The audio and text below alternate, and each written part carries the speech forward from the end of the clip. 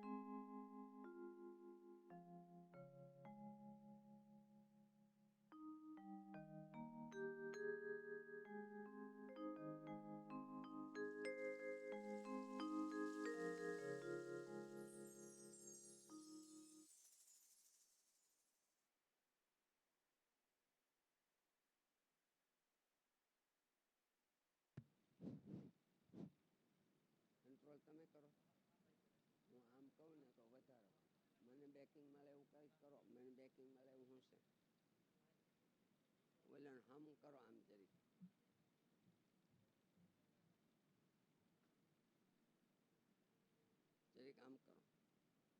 થોડુંક બસ.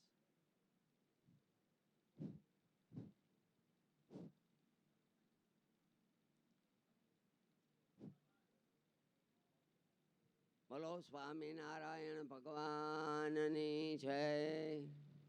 બોલો સ્વામિનારાયણ ભગવાનની જય. લક્ષ્મીનારાયણ દેવની જય. રાધા કૃષ્ણ દેવની જય. મજા નથી આવતી એમ કે જી કરવું એ કરે, હાથું કરે પાછું આવ્યા અહીંયા.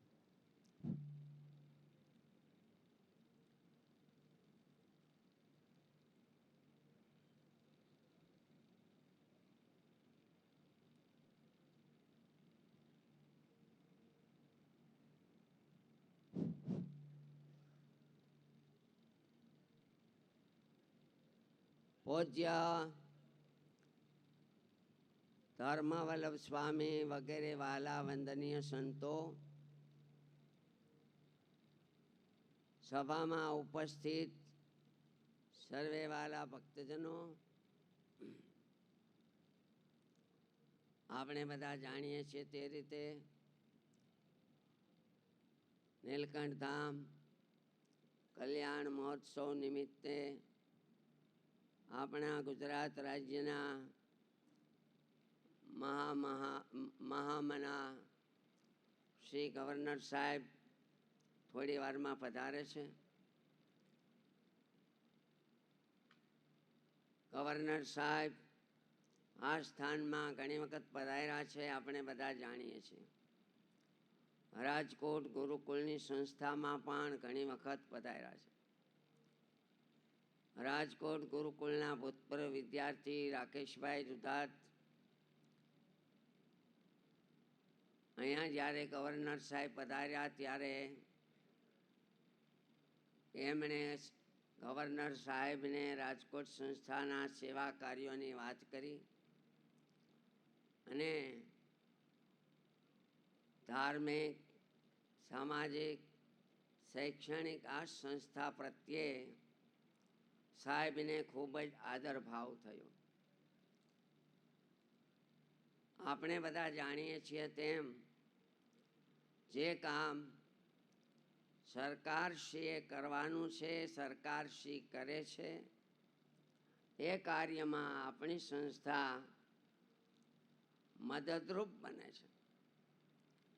શિક્ષણનું હોય, રાહત કાર્યનું હોય, દુષ્કાળ, ભૂકંપ, દવાખાનાઓ, વ્યસન મુક્તિ, અનેક અનેક સામાજિક કાર્યોમાં પણ આ સંસ્થા વર્ષોથી આ શાસ્ત્રીજી મહારાજ વખતથી જ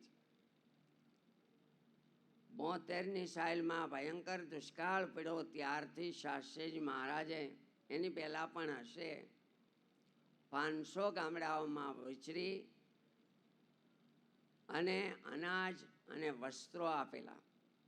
ત્યાર પછી જ્યારે જ્યારે ગુજરાતમાં આફત આવી કુદરતી કોઈ પણ પ્રકારની, ત્યારે ભગવાન સ્વામિનારાયણની આજ્ઞા પ્રમાણે દૈવ્યામાપદી કશ્ચાયા, કુદરત સંબંધી આપત્તિ આવે ત્યારે અમારા આશ્રિતોએ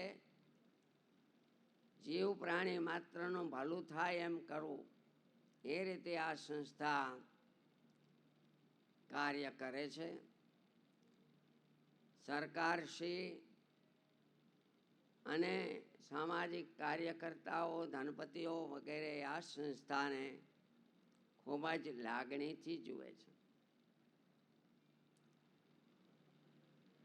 વાલા ભક્તજનો, સાહેબ આ સ્ટેજ ઉપર પધારે ત્યાં સુધી સમયની અનુકૂળતા પ્રમાણે ભગવાનની 2 વાતો કરીશ.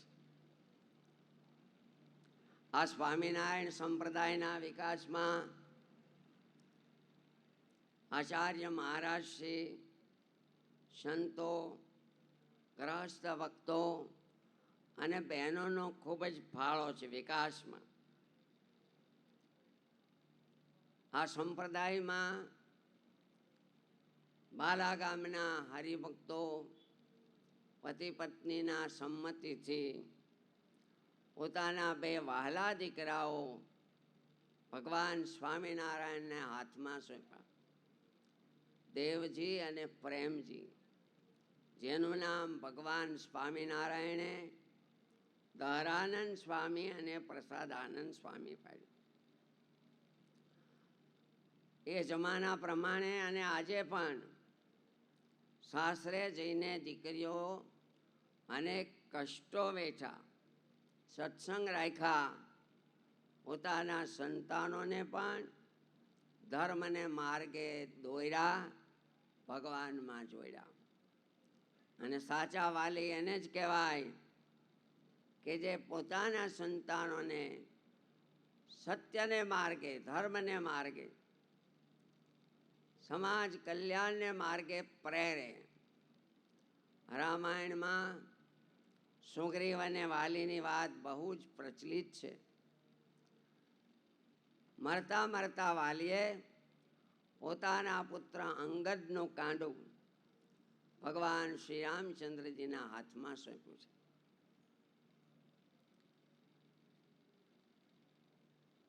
આ રીતે બહેનો દીકરીઓએ સાસરે જઈને પણ સત્સંગ ખૂબ રાખ્યા છે. વાત કરવી છે ત્યારે થાય એટલી મારે રૂકમાઈબાઈની વાત, ગોરવિયાળી ગામના.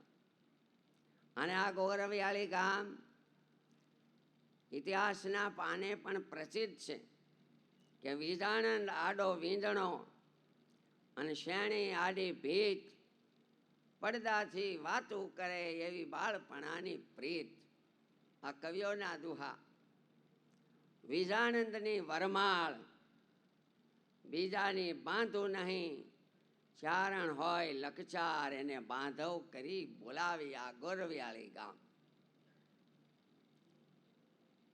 સૌરાષ્ટ્રની ભાગીરથી સમાન ઓજત નદી, જ્યાંથી નાના નેડા રૂપે નીકળે છે. નદીને કાંઠે આંબલીઓના ઝાડવાઓ, માગશર મહિનો, ભગવાન સ્વામિનારાયણ અને સંતો પધાર્યા છે. ગામના હરિભક્તો રૂડા પટેલ, ભાયા પટેલ, હીરજી પટેલ, ભગો અને મૂળો સત્સંગમાં બહુ પ્રચલિત છે. સુહાગિયા, સાવલિયા આદિ ભાઈઓ રસોઈના આગ્રહ કર્યા છે. શેરડીના ગાડાઓ મંગાવવાના છે. શેરડી સુધારી જમવાની તૈયારીઓ વગેરે. શેરડી ઉત્સવ મહારાજા કર્યો. આ સભામાં બેઠેલા રાજકોટ ગુરુકુળના ભૂતપૂર્વ વિદ્યાર્થીઓ ઘણા છે. એને ખબર છે નાના હતા ત્યારે રાજકોટથી ગુંદાસરા, પારડી, એ 2-4 ગામોમાં શાસ્ત્રી મહારાજ વખતે હરિભક્તો શેરડીના ઉત્સવો કરાવતા. આજે શેરડીના વાવેતર ઓછા થયા છે તો એ ગામના હરિભક્તો કટારા ભરી અને રાજકોટ ગુરુકુળમાં વિદ્યાર્થીઓને શેરડી જમાડે છે કે અમારા વડવાઓ વાવતા શેરડી અને શાસ્ત્રી મહારાજ સંતો અને વિદ્યાર્થીઓ આવતા તો અમે આજે ભગવાને સુખી કર્યા, અમારે શેરડી લઈને ત્યાં જમાડવા જાઓ. પણ ઘણી વખત બધાને સારું ન પણ ગમતું હોય એટલે અમુક લોકોએ અમુકને ચડામણી કરવાથી સંતોને તકલીફ પડવા માંડી અને મહારાજે હરિભક્તોને કીધું કે હવે તમારે આ ગામમાં નહીં રહેવું, અમે તમને કહીએ ત્યારે કોઈ બીજા ગામમાં આવજો. શાસ્ત્રમાં એવું લખ્યું કે જ્યાં રહેવાથી આપણને ખોટી આળ ચડે, આપણા ધનનું નાશ થાય, જીવનું જોખમ હોય, જ્યાં સગવડતા ન હોય, પાણી, દવા, શિક્ષણ, તો પછી ગામ બદલાવાના. શિક્ષાપત્રીમાં પણ મહારાજે લખ્યું છે. સ્થળાંતર દેશાંતર યુગોથી ચાલ્યું જ આવે છે. અને એ જમાના પ્રમાણે પીછોડી ગામનો ટીંબો પીછોડી વસાવતા હતા દરબાર સાહેબ, અને મહારાજે કહેવરાયું એટલે હરિભક્તો પીછોડી આવ્યા. એ જમાના પ્રમાણે સગ પણ નાનપણથી થઈ જતા. એટલે જૂની હળિયાદની પાસે આ ગામ, જૂની હળિયાદના ભક્તો પણ ઘણામાં બેઠા છે.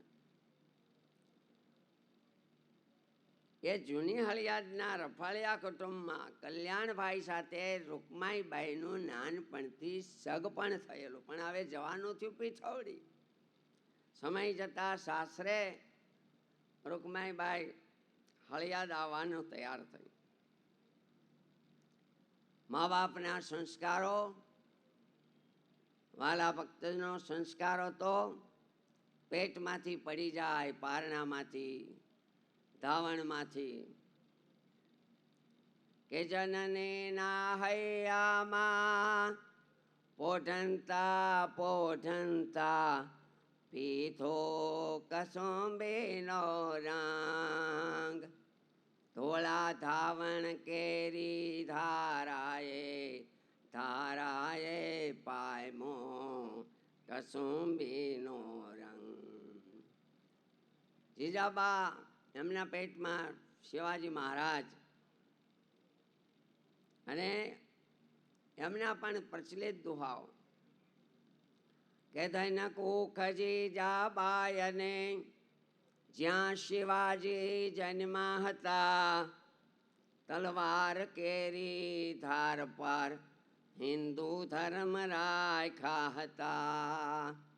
એ પડકાર કરતી પુત્રને તું મરજે સમર મેદાન. બેટા તારે મરવાનું થાય, ક્ષત્રિયના દીકરા મરવાનું થાય તો યુદ્ધના મેદાનમાં મર, તો હું તારી માં રાજી થાવ. પીઠ બતાવીશ ના. અને આ સૌરાષ્ટ્રમાં પણ સુભાષ અને સરદાર ગાંધી જગતમાં જન્માવજે, એવી વીરની માતા બને અમ દેશને દીપાવજે.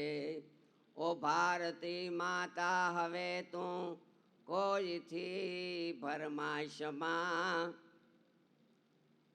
અમ દેશની એ આર્ય રમણી અમર છે ઇતિહાસ.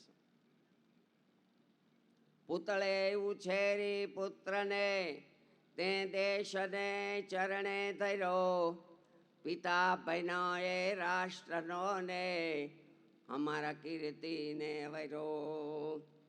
આઝાદી કેરા જંગમાં હોમાઈ ગયો હુલાસમાં, હમ દેશની એ આર્ય રમણે અમર છે ઇતિહાસમાં. એક સંસ્કારી માતા હશે તો 100 શિક્ષકોની ગરજ સારશે. અત્યારે આપણે બહુ સૂત્રો વાંચીએ છીએ, બેટી બચાવો બેટી બચાવો, સારું. અને દીકરીઓ હોશિયાર પણ ખૂબ. ઓલો ગુજરાત બોર્ડમાં પહેલો બીજો ત્રીજો 10 નંબર છાપવામાં આવતા, તો 5 6 7 તો દીકરીઓ જ હોય 8 નંબર સુધી હોશિયાર. પણ શાસ્ત્રી મહારાજે બેટી બચાવીને હારા વર જોહે ને, એટલા માટે 75 વર્ષ પહેલા બેટા બચાવો બેટા બચાવો. બેટી બચાવે પણ એને હારો મૃત્યુ જોયે ને. શાસ્ત્રી મહારાજે આ કામ કર્યું 75 વર્ષ થયા ને. આજે એક મા બાપને નિર્વ્યસની જમાઈ મળવો બહુ કઠણ છે. આ તમે બેઠા હામાં નિર્વ્યસની જમાઈ મળવો આજે બહુ કઠણ છે. આ ગુરુકુળ નિર્વ્યસની, સદાચારી અને પ્રામાણિક રાષ્ટ્રભક્ત, સાથે સાથે આદર્શ વિદ્યાર્થી, આજનો બાળક ભવિષ્યનો નાગરિક છે. આજનો બાળક એ ભારતના ભાવિ, ભારતના ઘડવૈયા છે. એવા અનેક અનેક વિદ્યાર્થીઓનું ઘડતર કરી આઝાદ ભારતને જેમ આઝાદી અપાવી એમ આ આઝાદ ભારતને પણ શિક્ષણ, સંસ્કાર સહિત સારું શિક્ષણ મળે એવા શાસ્ત્રી મહારાજે પ્રયત્ન કર્યો. આ દેશમાં ચંદન હૈ जिस देश की मिट्टी, तपोभूमि हर गांव है, हर बालिका माँ का स्वरूप, जहाँ बच्चा बच्चा श्री राम है. આ ભારત દેશ ગંડકી નદીના એક એક પથ્થર શાલગ્રામ તરીકે પૂજાય, એમાં નર્મદાજીના એમ કહેવાય નાના એવા આવા નાના પથ્થરના ટુકડા લઈ તો જાણે શંકર ભગવાનની લિંગ જેવા હોય. આ રીતે નાનપણથી માતા પિતાના સંસ્કારો આપ્યા. અને સંસ્કાર છે ને બાળપણામાંથી જ પડે. એટલે કહેવાય કુમળું ઝાડ વાળે એમ વળે.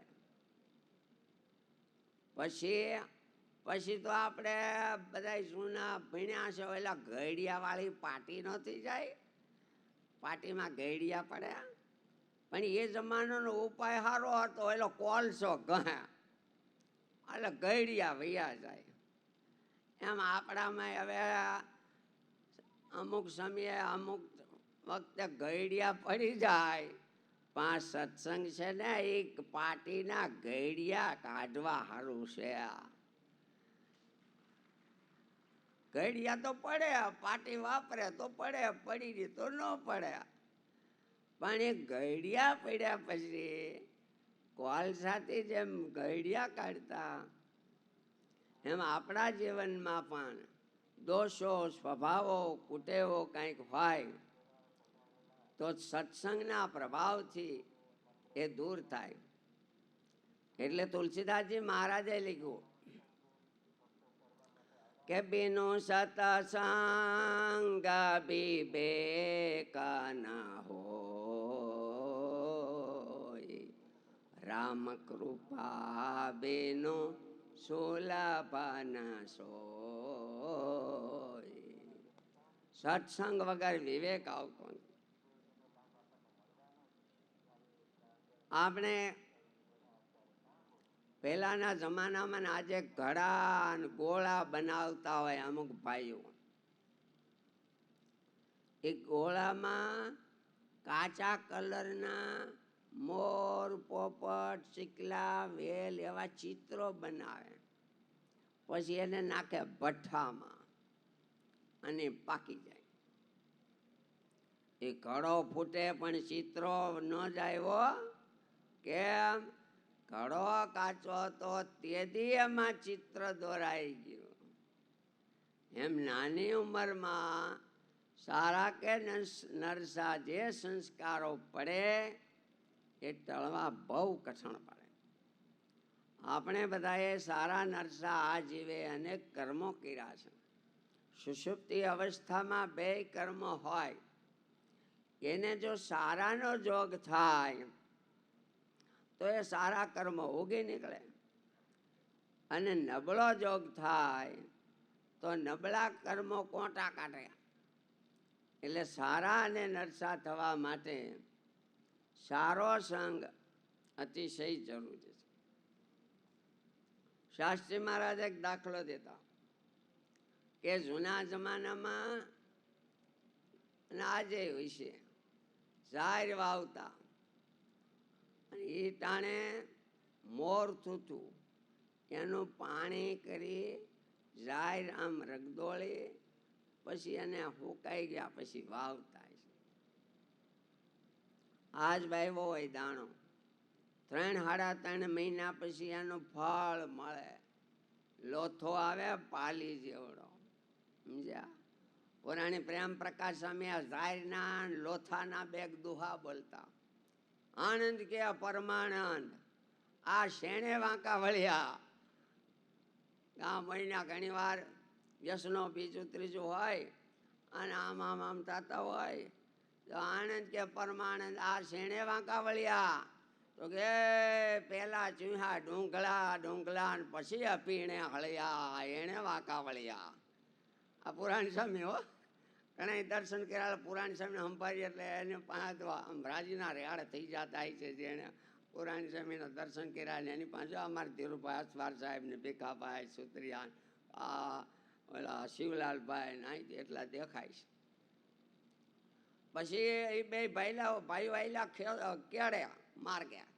ત્યાં તો મોટી મોટી જાહેર ઊંટિયા દેખાયેલી વળી, અને જમીન પણ એવી કાળી ભમ્મર જેવી ભેંના વાહા જેવી ડબલ 4 બળદથી આંકીને હળના ઢેફા ઉખાડે માણ જેવડા. ઉનાળામાં તપીને ભાંગીને થયો હોય ને બરાબર વરસાદ થયો હોય અને હારો તરે બેહી ગયો હોય ને હાથ ઊંડું પાણી ગયું હોય અને ખાતર ખેડ ખાતર ને પાણી ન હોય ત્યાંથી લાવ્યા તાણી. એક ગણે ન ગણ ને બીજી ગણે ગણ, દે ત્રીજી ગણ તો કાપો વાળી લણ, એમ કેતા. એવું ખેતી કરે.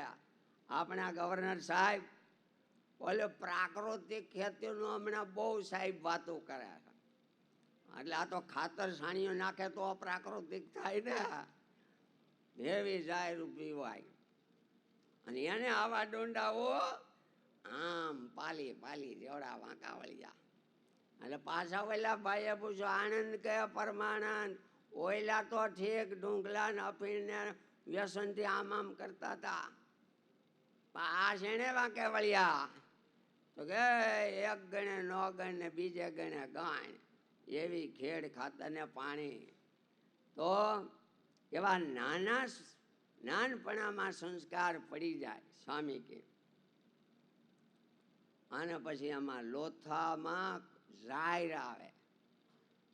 પણ જો મોર થૂતોના દ્રાવણમાં પલાળીની વાયુ હોય તો ઈંગારિયાનો રોગ ન આવે. આજે ભલે કેમિકલ દવાઓ જી હોય, અને ઈંગારિયો એટલે હવે આમાં બધાને ખબર છે, રાખ પાક ફેલ. 8, 10, 12, 15 વર્ષના છોકરામાં શાસ્ત્રી મહારાજે એટલે જ આ ગુરુકુળ કરીને હારા સંસ્કારો નાખ્યા. મોર થૂતાના દ્રાવણમાં મોર થૂતું કડવું બહુ હોય હો, અરે અહીં બહુ કડવું લાગે, પણ પછી જો નભી જાય એટલે એને ઈંગારિયાનો રોગ ન આવે. 30, 35, 40 વર્ષના થાય ને તેનું જીવન ફેલ ન થાય. રૂકમાઈબાઈ પણ મોટા થયા, લગ્ન થયા અને હાહિરે જવાનું ટાણું. હવે દીકરીઓને બધા મા બાપ ભણાવે છે. સાહેબ આવે ત્યાં સુધી દીકરીઓ હાઈરે જાય તે કેવી ભલામણ કરવી બધાય કરતા હોય, પણ આજના જમાનામાં 100 મહિનાનો વરહ માંડ હાલે છે. કારણ એ બે જાણે. માવતરને તો ઈચ્છા હોય અમે લગ્ન કર્યા એટલે અમે બે હવે અમારો ફરજ પૂરી. તો દીકરીઓ હાઈરે જાય ત્યારે કેવી કેવી ભલામણું કરે, અને આજે કરતા હોય કે બાપા દીકરી આ મનુષ્યનું જીવન રેલવે લાઈન જેવું સીધું નથી. મનુષ્યનું જીવન ગંગાની ધારા જેવું ચઢાણ ઉતાર છે. આ જીવન કેવો?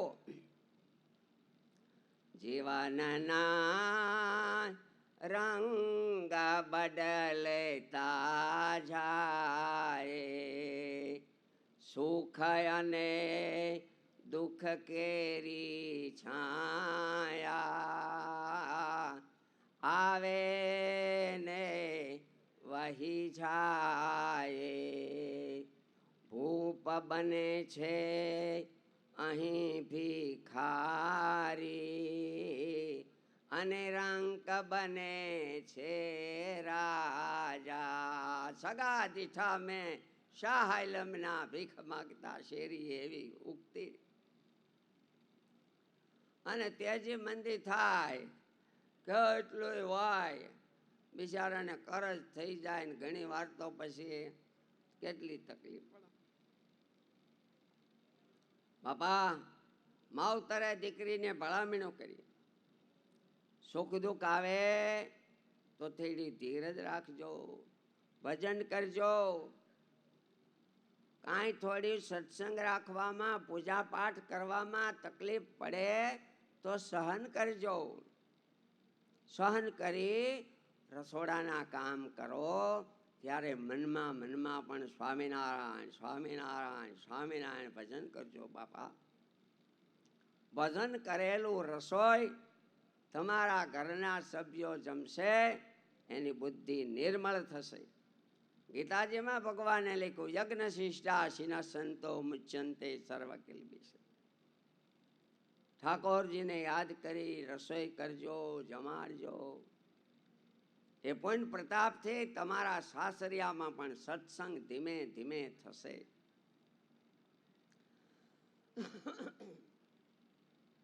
મા બાપ દીકરીઓને ભલામણ કરે.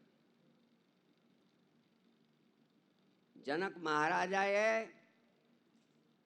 સીતા દેવીને ચારેય દીકરીઓને વળાવ્યા ત્યારે ભલામણું કરી.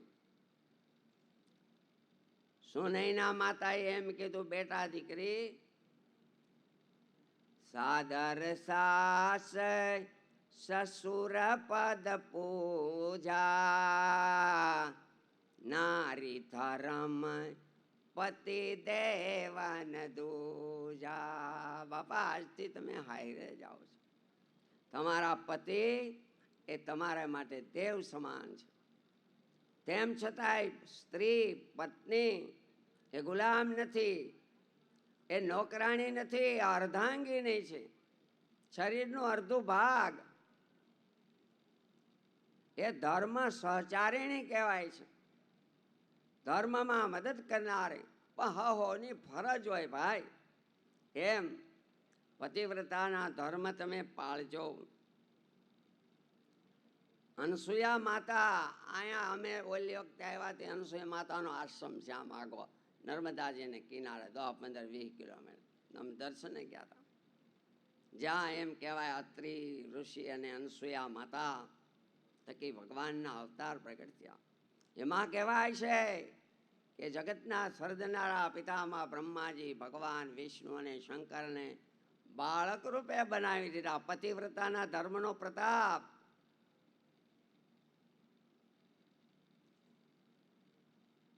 સાસરે જાય ત્યારે આપણે પેલા ગીતો કેવા ગાતા, હમણાં તો તમે નહીં સાંભળ્યા પણ હાલો સંભળાવું. કે સાસુ સસરાની સેવા સ્નેહે સ્વીકારજો, પ્રીતમની આજ્ઞામાં રેજોવો બેની તમે કુળને દીપાવજો. વિનય વિવેક કેરું વર્તન રાખજો. તજ્યો કંકાસ ક્રોધ કરીએ ન જરીએ બેની કુળને દીપાવજો. જુઓ,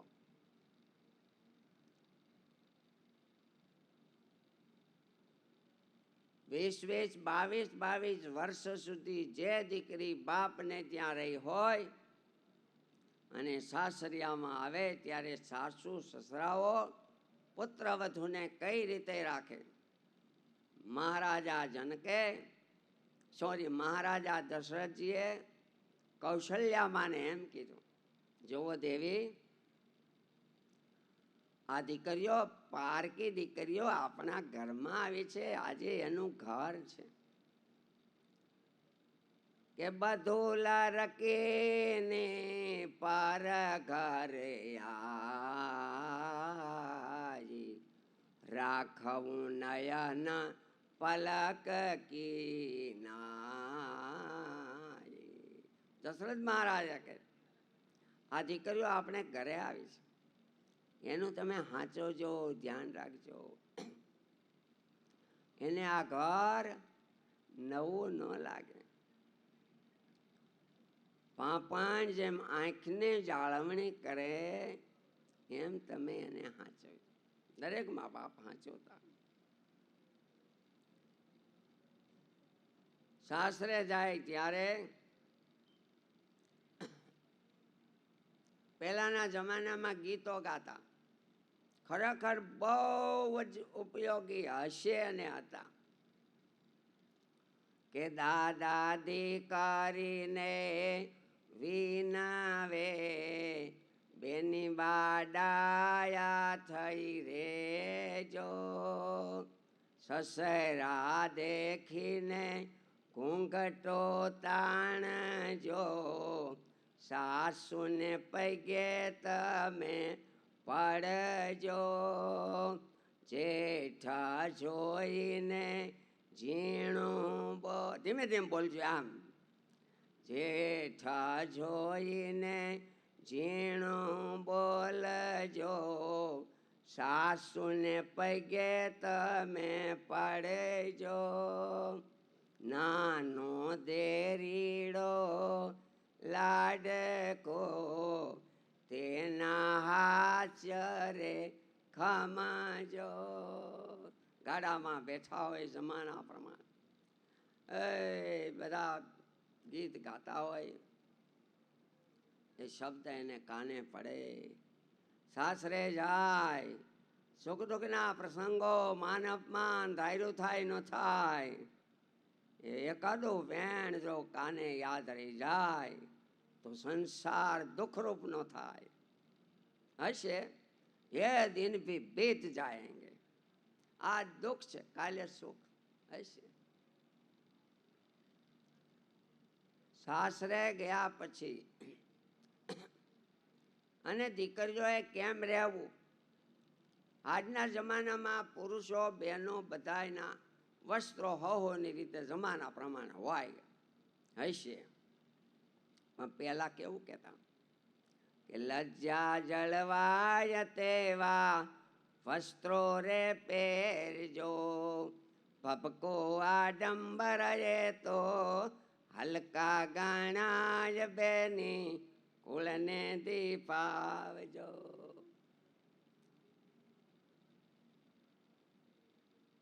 કોઈ પણ બહેનોને દેખ્યા પછી ઘણા બધા અયોગ્ય આચરણો થાય. અનેક કારણો છે, પણ સ્ત્રીઓ એ માતા છે, જગત જનની છે, શક્તિ છે. સામે ખરાબ નજરે જોવાય, એમાંય પરિણ્યા પછી કોઈ પુરુષો કોઈ સ્ત્રીને જોઈને નબળા ઘાટ કરે તો એનું એક પત્ની વ્રત ભંગ થયું કહેવાય. એક પત્ની વ્રત ભંગ થયું કહેવાય. લગ્ન પછી કોઈ પણ સ્ત્રીઓ અન્ય પુરુષને દેખી રૂપ ગુણ કે યુવાની અવસ્થા કે મારે આવો ધણી રૂપાળો નથી, વાહ, બસ એટલું જ એનું પતિવ્રતાપણું ભંગ થયું કહેવાય.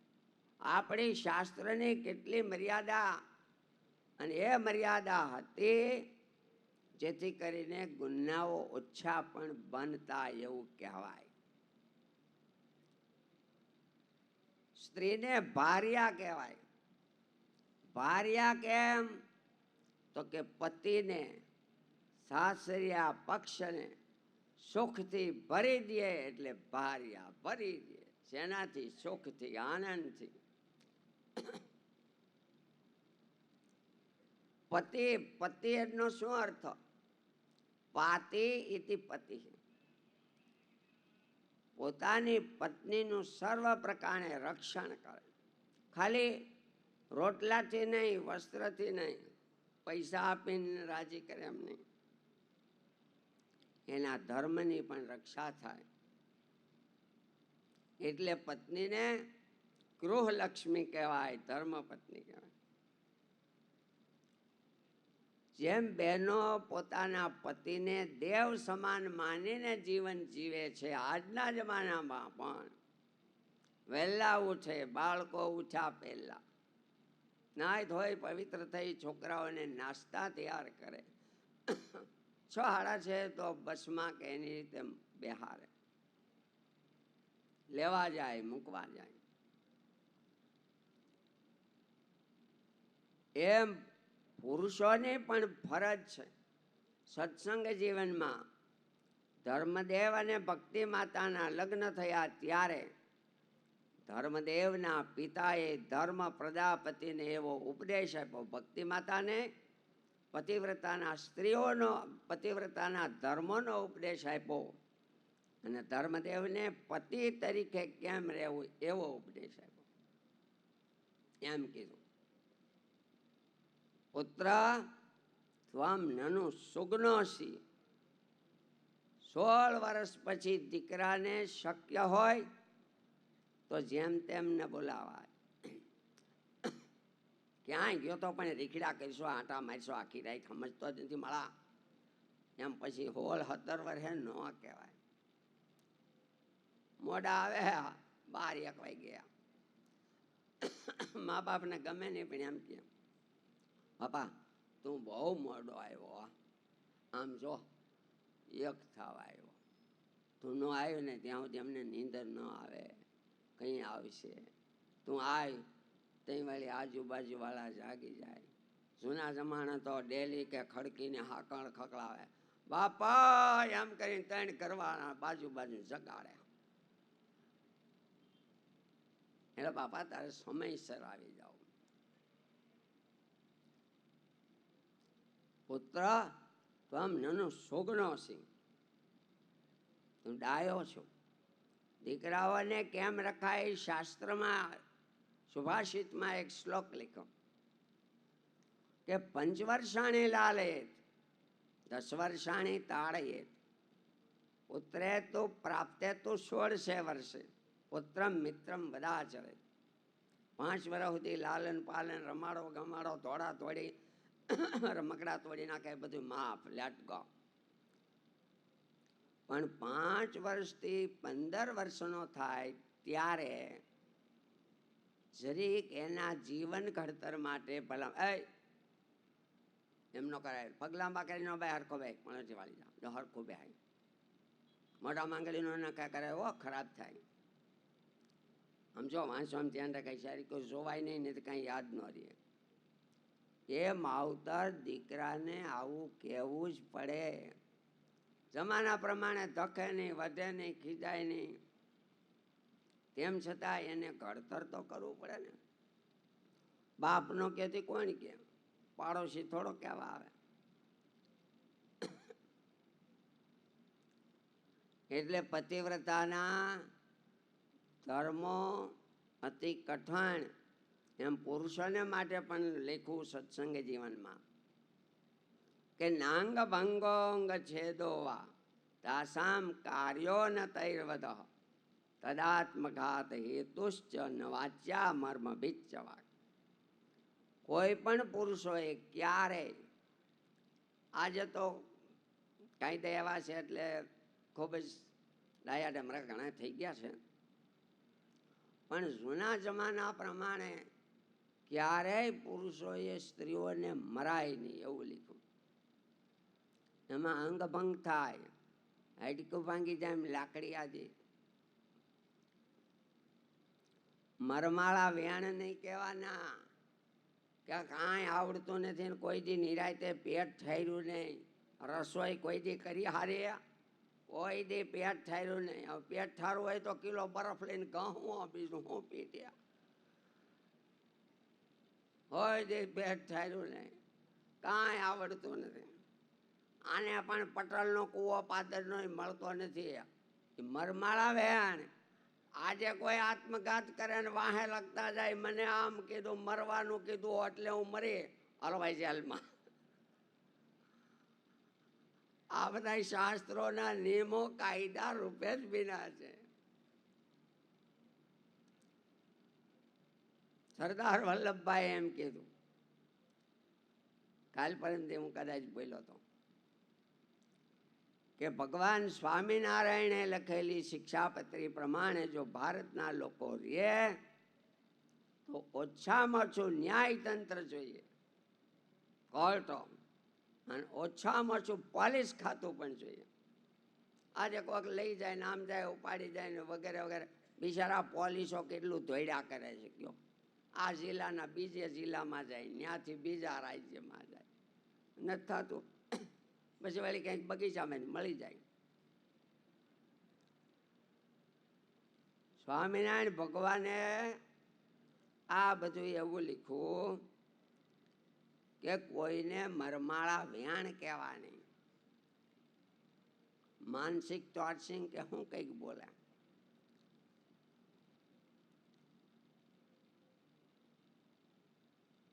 તો આ બધા શાસ્ત્રોમાં જે વચનો, આજ્ઞાઓ, એ આજના લગભગ કાયદાના જેવા જ છે. લગભગ સ્વામિનારાયણ ભગવાને લીધું કોઈને ગાયલ ન દે, તો આજ કોકને ગાયલ દઈ શું થાય કયો લ્યો. સ્વામિનારાયણ ભગવાને કેવું આપણને પળાવ્યું, ગુનામાં જ ન આવીએ, છતાં આવીએ તો પછી કોણ ના પાડે આપણને? બાવળું થોડું પરાયણે ચાલે કોઈ. ભાઈઓ દેખીને ભાઈઓ છે તેરા ચાલે, ફળી વસ્તુ કોઈની હાથે ન ઝાલે રાજ. કેવી કર્યું બધાને. લગ્ન થયા પછી એમનું ગ્રહસ્થનું ઘર કેવું હોય, હવે એ ઘડીક વાત કરું. જાજા તો આમાં યુવાનો છે, વડીલો છે, મોટા છે, અને એમાં યુવાનો એને ખાસ કાયમ આવે એવું છે.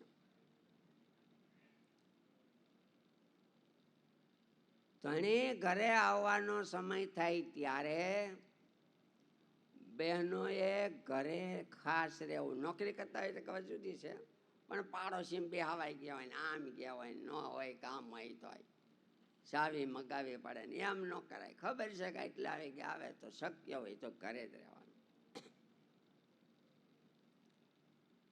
ધણી આવવાનું ટાણું તો હાંજનું 6 વાગે, 5 વાગે, 7 વાગે, ત્યારે એ પત્ની, પતિ એવા પ્રેમાળ હોય, હેતાળ, કે પત્નીને પણ એમ થયા કરે, ધી વેઇટિંગ આઈઝ, રાહ જોતી આંખો, કે મારા ધણી હમણાં આવશે, હમણાં આવશે. પણ ક્યારે હારા હોય તો એવા હોય તો ને, નહીં તો પછી એમ તો કેવો એ બરાબર નતું કે હમણાં મારા પતિ આવશે અને હમણાં આવશે, અને નહીં તો માથાકૂટ કરે ને આવતા હોય બાધે ને મંડે છે એમ તેમ બોલવા તો એમ કરે. કેટલા વાગ્યા?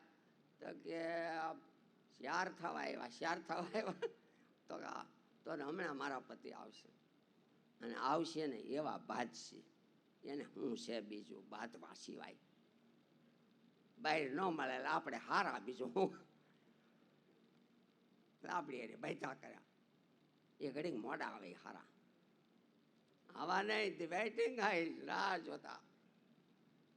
ગૃહસ્થનું ઘર કેવું હોય? તમારું ઘર ઘર એ મંદિર સમાન. કેવું કે કામેથી આવે કિલોલ કરું હું તો બેસી બાળુડાને સાથ રે, હું તો બેસી બાળુડાને સાથ. સર્જું હતું મેં સ્વર્ગ નાનકડું શાણાનો સંગાત, સ્થિતિ મારા ઘરની એવી ઘરે દ્વેષ દેવતા એવી. કેવું ઘર? પતિ આવવાના થાય, બાળકો પત્ની બધા રાહ જોવે, બેલ મારે 10-12 વર્ષનો છોકરો પપ્પા પપ્પા કરતા દોડે. પપ્પાના હાથમાં સુટકેસ હોય એ લઈ લે, પપ્પા માથે આમ હાથ ફેરવતા ફેરવતા આવે, અને જ્યાં સોફે બેહે ત્યાં તો ઠંડુ પાણી અને મીઠું વાણી. તરત ટાઢું પાણી ભરી દે, હાથમાં દઈને ભાગી ન જાય, ઘડીક ઊભા રહ્યા અને જરાક 2 ઘૂંટડા ભર્યા તે બોલે, આજ તો તમારા મોઢા માટે થાક બહુ લાગે છે. અરે બધોય થાક વયો જાય ભાઈ, આટલું સાંભળે તો આવું ઘર. સામેથી આવું કિલોલ કરવું તો બેસી બાળોડાને. છોકરાઓ સ્કૂલે લેસન કર્યું હોય, કાંઈ એને ભેટ આપી હોય, પેન્સિલ પેન નોટ સરે બધા, પપ્પા મને આ ગિફ્ટમાં ભાઈ એમ, અરે વાહ વાહ વાહ, કેટલા નંબર આવ્યો? 5માં. એમ બહુ સરસ, આ વખતે ચોથો આવે એમ કરજો. ડોબા 5માં હું લાવ્યો? પહેલો લાવો તો ને, એમ નહીં. ડોબા કહેવાનો વખત વયો ગયો હોય છે, પણ એ સારું હતું.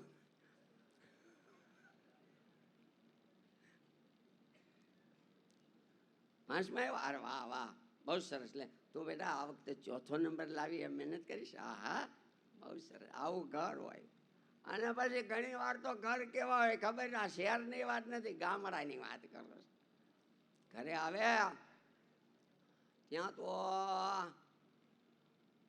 પાણીના નળ વહેતા હોય, ભેંસું છૂટી ગઈ હોય, વાંસળીને કોરે કપાઈશેના કોથળા હોય, એમાં 2 પગ વાંસળી ઉપર ચડાવીને મોઢા નાખી નાખી કપાઈશિયા વેરતી હોય, ત્યારે બાજુ નળ ખુલ્લા રહી ગયા હોય, આવે ત્યાં તો હાહુ ને વહુ બાંધતા હોય, અને છોકરા જ્યાં ભ્યાં કરતા હોય, બધું બગાડી માર્યું. આ બાપાને આમ દા ના કરતા હું અડધો કલાક મોઢો આવ્યો જ નતો, હાલો હતું. તમારું ઘર કેવું કેવું ઘર? પ્રભુ નાનકડું ઘર મારું, સદા તારું જ મંદિર હો. હે ભગવાન, મારું ઘર નાનું હોય, મધ્યમ હોય, મોટું હોય, તમારા મંદિર જેવું હોય. મંદિરમાં જેમ શાંતિ લેવા બધા જાય, એમ ઘર એ તો ધરતીનો છેડો. ઘરે આવે ત્યારે શાંતિ. પ્રભુ નાનકડું ઘર મારું, સદા તારું જ મંદિર હો. સુખીને સાથ એમાં હો, દુખીને પણ દિલાસો હો. ખરા મિત્રો અને સંતો ઘરે મુજ આવતા રહેજો, અને સચ્ચાઈની લક્ષ્મી સદાય ભવને વસી રહેજો. કેવું કોઈક કવિએ બનાવ્યું છે, કેવું સરસ. અમારું ઘર તમારા મંદિર જેવું. મંદિરમાં જેમ શાંતિ, એમ અમને ઘરમાં શાંતિ મળે. અમારા ઘરમાં ધન આવે નીતિનું, અનીતિનું નહીં. જ્યારે દીકરા 20, 25, 27 વર્ષના જાય દૂર કમાવા, માવતર દાદા દાદીમાં કહેતા ને આજે કહેતા હોય, બાપા દીકરા તું શેઠો નોકરી કરવા જાશો, વેપાર કરવા જાશો, બાપા ધ્યાન રાખજે, શરીર હાચવજે. દીકરા એ અડધો મળે તો અડધો ખાય છે, પણ કોઈનો નિહાપો ખાતો નહીં ભાઈ. કોરો મળે તો કોરો ખાય છે, સોપડેલો ન મળે તો કાંઈ નહીં, પણ કોઈનો નિહાપો નહીં ખાતો. अनिति से धन होता है वर्ष 5 के 7, तुलसी 12 वर्ष में जड़ा मूल से जात. આવું કર. પતિ પત્નીએ કેમ રહેવું, આ તો રૂકમાઈબાઈની વાત કરવી છે, પણ એમાં બધું બસ મેં આવું ભેળવું આગળ પાછળ સમજ્યા ને. ચટણી મીઠું હળદર ને મસાલા ને બધા પડે. બાકી વાત તો એટલી રૂકમાઈબાઈ હાઈ રહી ગયા, અને ડુંગળી લણનું થોડીક તકલીફ પડે, અને પછી વળી માવતર આવ્યા ને વગેરે વગેરે વાત થઈ પૂરી. કેવું પતિ પત્ની કહેવાય કે જે મંત્ર પાણી ગ્રહણે ભણે છે, સતી પતિના મન બે મળે છે. જે એકને વાત ગમી જણાય, તેમાં બીજાનું મન રાજી થાય. બસ લગ્ન થાય ને 108 મહિને વરે તૂટી જાય, તૂટે જ નહીં મરવા સુધી. તો આપણે સારું છે, પતિવ્રતાના ધર્મો પાળે, પતિ પત્ની એવા રહીએ કે 60 70 80 80 વરે 100 વર્ષ સુધી ભેળા રહીએ. અમે છે ને શાસ્ત્રી મહારાજ અમેરિકા 78માં, ત્યાર પછી ઘણી વાર ગયા સમજ્યા. તે રામજીભાઈ પીઠળિયાનું કોઈ નામ સાંભળ્યું છે, ધીરુભાઈને ઓળખતા હોય. તે એના દીકરા કાંતિભાઈ પીઠળિયા સમજ્યા, એની ઉંમર 70 વર્ષની ટાણે છે. ત્યાં એકવાર અમને કે સ્વામી અહીંના મને ઘણા એમ પૂછે તમારા મેરેજ, તો કે હા. તો કે લગ્ન થયા પછી, તો કે અમારે લગ્ન થયા પછી એ જ વાઈફ એ જ છે એક. એમ તમારે એકને એક વાઈફ? તો કે હા. તો કે તમારે ચાલે છે અટાણ સુધી? અરે મરીશું ત્યાં સુધી હાલશે ભાઈ.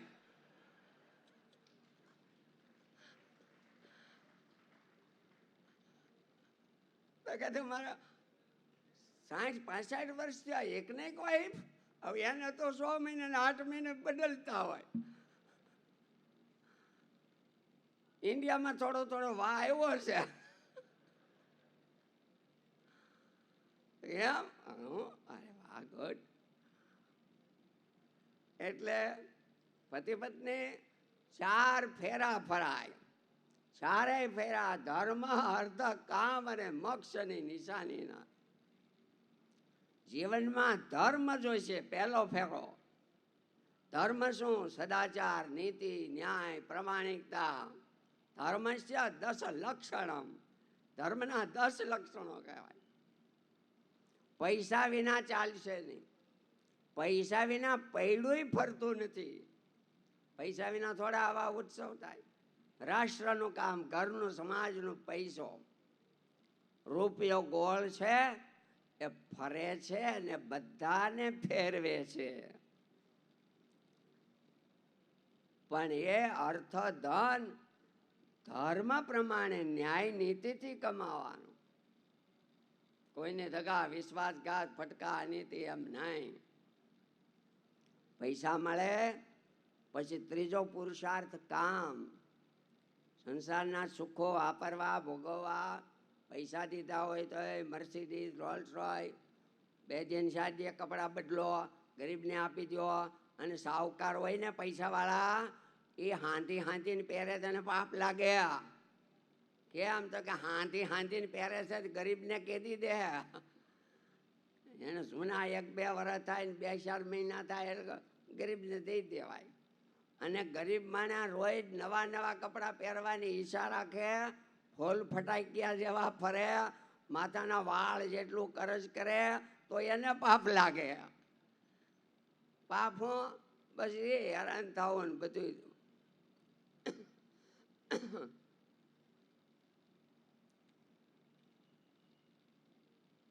કામ, સંસારના સુખો ભોગો વાપરવા વગેરે. પણ કઈ રીતે? મોક્ષ મોક્ષ નો બગડે એમ હો. હા, ધર્મ અને મોક્ષ મુખ્ય પુરુષાર્થ, પણ એ બેની જરૂરિયાતમાં અર્થની જરૂર, કામ પણ જોઈશે. સ્વામિનારાયણ ભગવાને લખ્યું, ભગવાનના ભક્તો ગ્રસ્ત હોય, અમે તો ત્યાગી, એને પણ ઇન્દ્રિયો છે, જગતના જીવોને પણ છે, પણ ભગવાનના ભક્તોને ઇન્દ્રિય જીત કહેવાય. કેમ? તો કે ધર્મ નિયમમાં રહે, આંખ નાક કાન આદિકનો ઉપયોગ કરે, જોવા જેવું જોવે, ન જોવા જેવું નહીં, ખાવા જેવું ખાય, ન ખાવા જેવું નહીં, ઇન્દ્રિયોનો સંયમ રાખે. સંસારમાં હોય, અરે લક્ષ્મણજી વનવાસમાં 14 વર્ષ સુધી પ્રભુ સાથે, સીતા માતા સાથે ચરણના દર્શન કર્યા. આ પગના ઝાંઝર ઓળખું છું, બીજા ઘરેણાની મને ખબર નથી. કેમ? ભાભી છે કોઈ દી ઘરેણા? નહીં નહીં, ઝાંઝર અમારા માતાજીના છે. ક્યાં વાત જાણી છે. સ્વામિનારાયણ સંપ્રદાયમાં પણ ઉપલેટાના લાલાભાઈ આદિક ભક્તો, બોટાદના શિવલાલ શેઠ, નવલખા, આજના જમાનામાં પણ અતિ સુખિયાઓ ભગવાનના ભક્તો, જોઈએ એ પ્રમાણે જ જરૂર હોય ત્યાં જ પંચ વિષય વાપરે. ગુદરાણ પૂરતા, ગુદરાણ એટલે ખાવાનું જોઈ, ન ખાય તો શરીર માંદું પડે, તકલીફ થાય. તો જે મંત્ર પાણી ગ્રહણે ભણે છે, સતી પતિના મન બે મળે છે. જે એકને વાત ગમી જણાય, તેમાં બીજાનું મન રાજી થાય.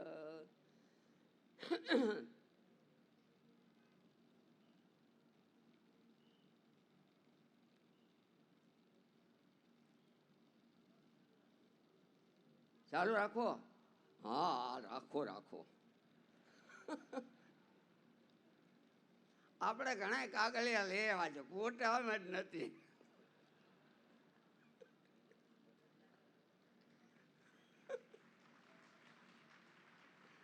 પછી સ્વામી મન સ્વામી દેવકૃષ્ણદાસ સ્વામી, આપણા ગુરુ મહારાજ સભામાં પધારે છે. આપણે જ્યાં બેઠા ત્યાં બે હાથ જોડી નમસ્કાર કરી વંદન કરીએ.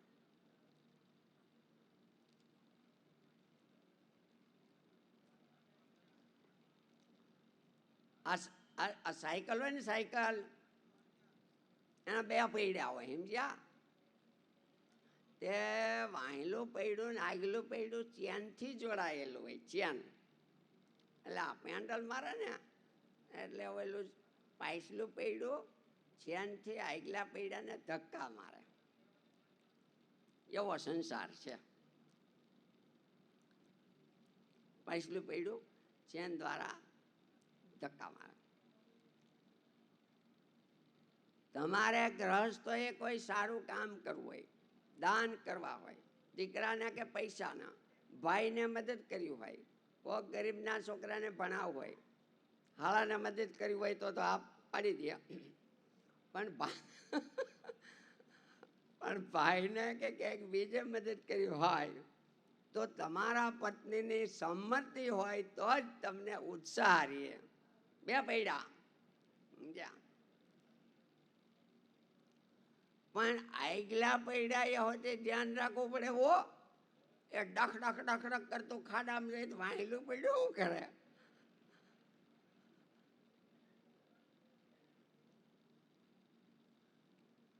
એટલે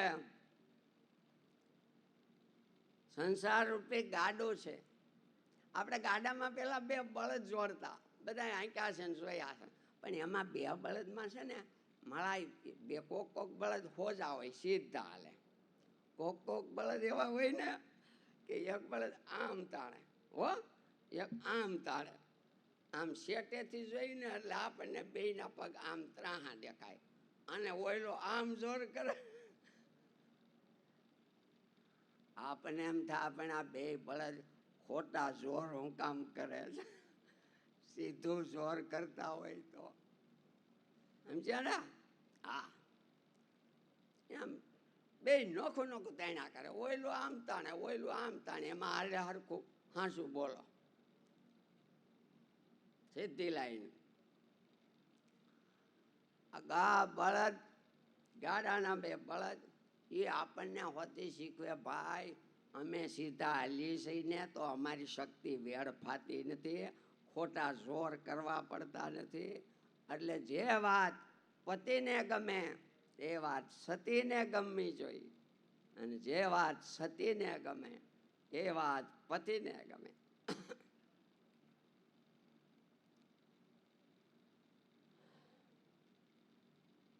પતિ પત્નીને જ્યાં સંપ છે એનું ઘર કેવું હોય? દંપત્યો કલહો નાસ્તિ તત્ર શ્રીહી સ્વયમાગતા. પતિ પત્નીને જ્યાં કજિયા નથી ત્યાં લક્ષ્મી માતા સ્વયં આવીને નિવાસ કરે છે. જો કજિયા હોય તો ગમે નહીં.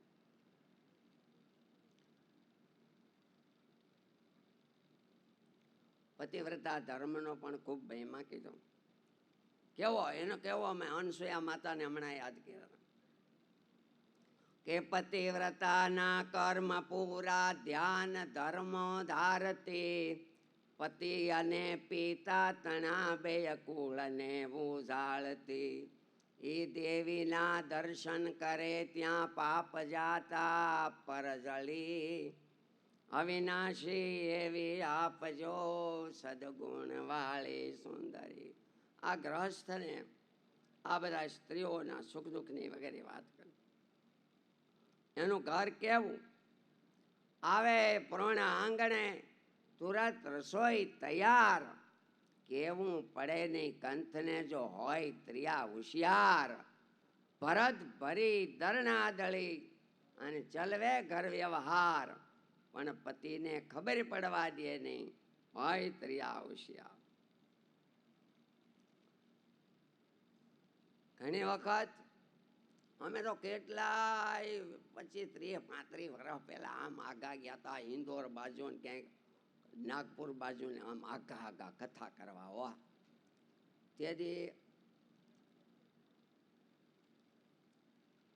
એક ભાઈ મને કહે, સ્વામી મારે હમણાં વ્યવહારે બહુ પાછું પડી ગયું છે. સ્વામી મને બધા તો કહે તારે ધ્યાન રાખવું જોઈએ ને, કામકાજમાં વ્યવહારમાં તારે ધ્યાન રાખવું જોઈએ ને. કહે સ્વામી મને એક દી મારા પત્નીએ મને એમ કીધું, બનેલી વાત 30-35 વર્ષ પહેલા,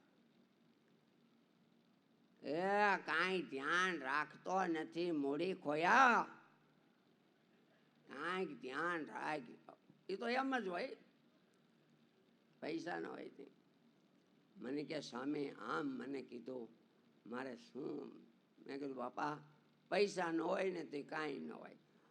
અંજવાળું હોય ત્યાં આપણો પડછાયો આપણી વાહે વાહે તોડ્યો આવે. સૂર્ય હામા જાય તો અંજવાળું મટી જાય પછી પંડનો પડછાયો ક્યાં વયો જાય કંઈ ખબર ન પડે. ભાઈ પૈસા હોય બધું હોય તે બધું હોય. હા શું કહું, આ જમાનાનો 8 દી પહેલાનો પ્રસંગ, લગભગ 45-48 વર્ષના એ બિચારા બહુ દુઃખ વ્યક્ત કર્યું. શું કરું સ્વામી, મારે દેશકાલ નબળા, પ્લોટ વેચવો પડ્યો, ઘરનાને ગમ્યું નહીં. સ્વામી માવતરે વૈયા ગયા, 2 દીકરીઓ છે, શું કરું સ્વામી? જુઓ,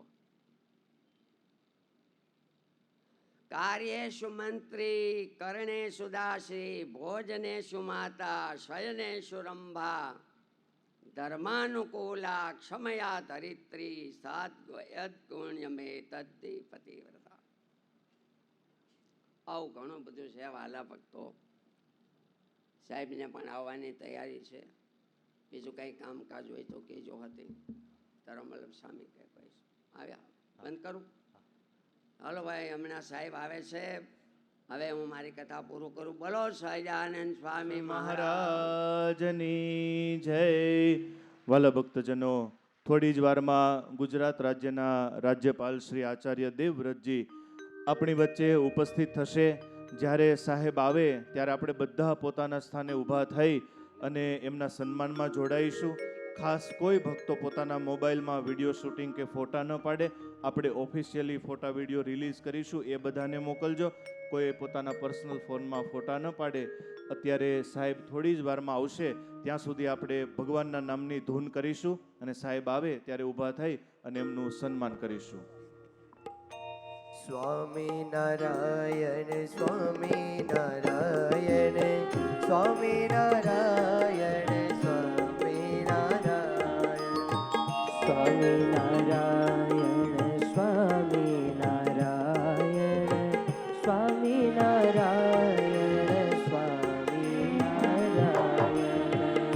સ્વામી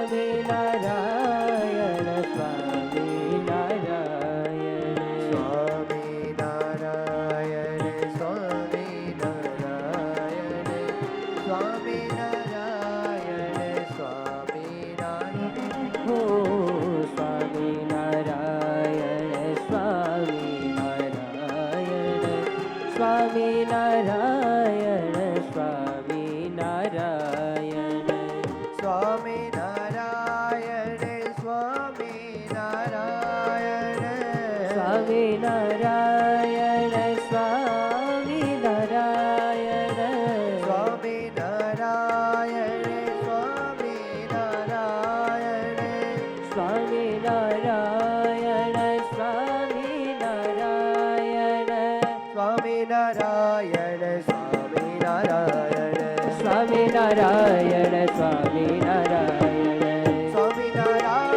સ્વામી જોરદાર તાળીઓથી નીલકંઠ ધામ નર્મદાને આંગણે ગુજરાત રાજ્યના રાજ્યપાલ શ્રી આચાર્ય દેવવ્રતજીનું આપણે સ્વાગત કરીશું. સ્વામી નારાયણ સ્વામી નારાયણ સ્વામી નારાયણ સ્વામી નારાયણ સ્વામી નારાયણ સ્વામી નારાયણ સ્વામી નારાયણ સ્વામી નારાયણ સ્વામી નારાયણ સ્વામી નારાયણ સ્વામી નારાયણ હે સ્વામી નારાયણ સ્વામી નારાયણ સ્વામી નારાયણ સ્વામી નારાયણ સ્વામી નારાયણ સ્વામી નારાયણ સ્વામી નારાયણ સ્વામી નારાયણ સ્વામી નારાયણ સ્વામી નારાયણ સ્વામી નારાયણ સ્વામી નારાયણ સ્વામી નારાયણ સ્વામી નારાયણ સ્વામી નારાયણ સ્વામી નારાયણ હલો. સ્વામી નારાયણ સ્વામી નારાયણ બોલો સ્વામી નારાયણ ભગવાન ભગવાનની જય.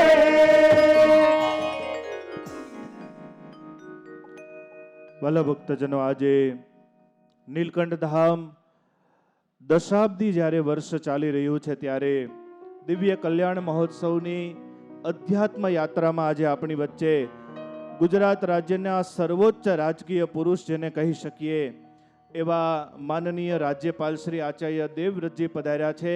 ત્યારે એકવાર જોરદાર તાળીઓના નાદથી આ નીલકંઠ ધામને આંગણે આપણે એમનું સ્વાગત કરીશું. હમણાં જ ત્યાં પોઈચા ચોકડી ઉપર નૂતન નીલકંઠ પ્રવેશ દ્વારનું ઉદ્ઘાટન કરીને સાથે નર્મદા મૈયાને કાંઠે નીલકંઠ ઘાટનું ખાતમુહૂર્ત કરીને સાહેબ આપણી વચ્ચે પધાર્યા છે. લગભગ એમના હૃદયમાં આ સ્થાન એટલું વસી ગયું છે. એમના કાર્યકાળ દરમિયાન આજે 5મી વખત સાહેબ નીલકંઠ ગામ ખાતે પધાર્યા છે. ત્યારે એમના હૃદયનો અનહદ પ્રેમ સાથે એમનું જીવન અને વ્યક્તિત્વ પણ એવું છે. એક અધ્યાત્મ પુરુષ હોવા છતાં રાજકીય ક્ષેત્રે પણ એટલી જ કુશળતા સાથે દેશને કંઈક નવી ભેટ પ્રાકૃતિક કૃષિ હોય કે અન્ય ક્ષેત્રે આપી રહ્યા છે. ત્યારે ખૂબ ખૂબ નીલકંઠ ધામ તરફથી આપણે હાર્દિક સ્વાગત કરીએ છીએ. અત્રે આજના મંચના દીપ પ્રાગટ્ય માટે ઉપસ્થિત સ્ટેજ ઉપર બિરાજમાન સર્વે મહાનુભાવો સંતોને વિનંતી કરીશ, આવો એક શ્લોક સાથે આપણે આજના મંચને ખુલ્લો મૂકીશું દીપ પ્રાગટ્ય દ્વારા.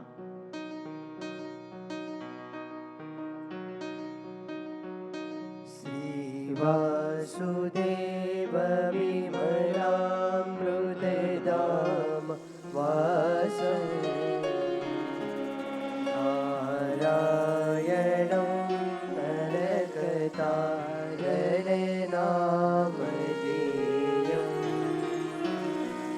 શ્યામં સિતં દ્વિભુજમેવ ચતુર્ભુજં ભક્તિધર્મતનયં શરણં પ્રપદ્યે. બોલો નીલકંઠ વર્ણિન્દ્ર ભગવાનની જય. ભલે ભક્તજનો, આજે આપ સૌ જાણો છો એમના ખૂબ દિવાળીના નૂતન વર્ષના વ્યસ્ત કાર્યક્રમની વચ્ચેથી સમય કાઢી અને આપણી વચ્ચે પધાર્યા છે.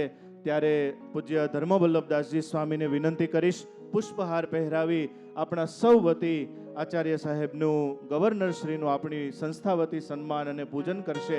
આપણે જોરદાર તાળીઓના નાદથી ગુજરાત રાજ્યના રાજ્યપાલશ્રીના સન્માનને આપણે વધાવીશું. વિનંતી કરીશ પૂજ્ય ધર્મવલ્લભદાસજી સ્વામીને 2 મિનિટ પ્રાસંગોચિક ઉદ્બોધન કરશે પૂજ્ય ધર્મવલ્લભ સ્વામી.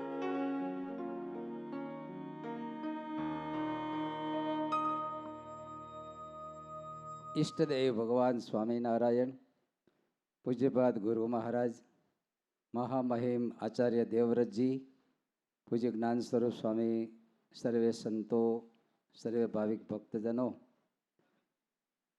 ભગવાન કેટલાક આત્માઓના સૃષ્ટિમાં એક દેવદૂત તરીકે મોકલે છે કે જે સ્વાર્થથી પર થઈને પરમાર્થ દ્વારા એ સારી સૃષ્ટિનો ઉદ્ધાર કરતા હોય છે.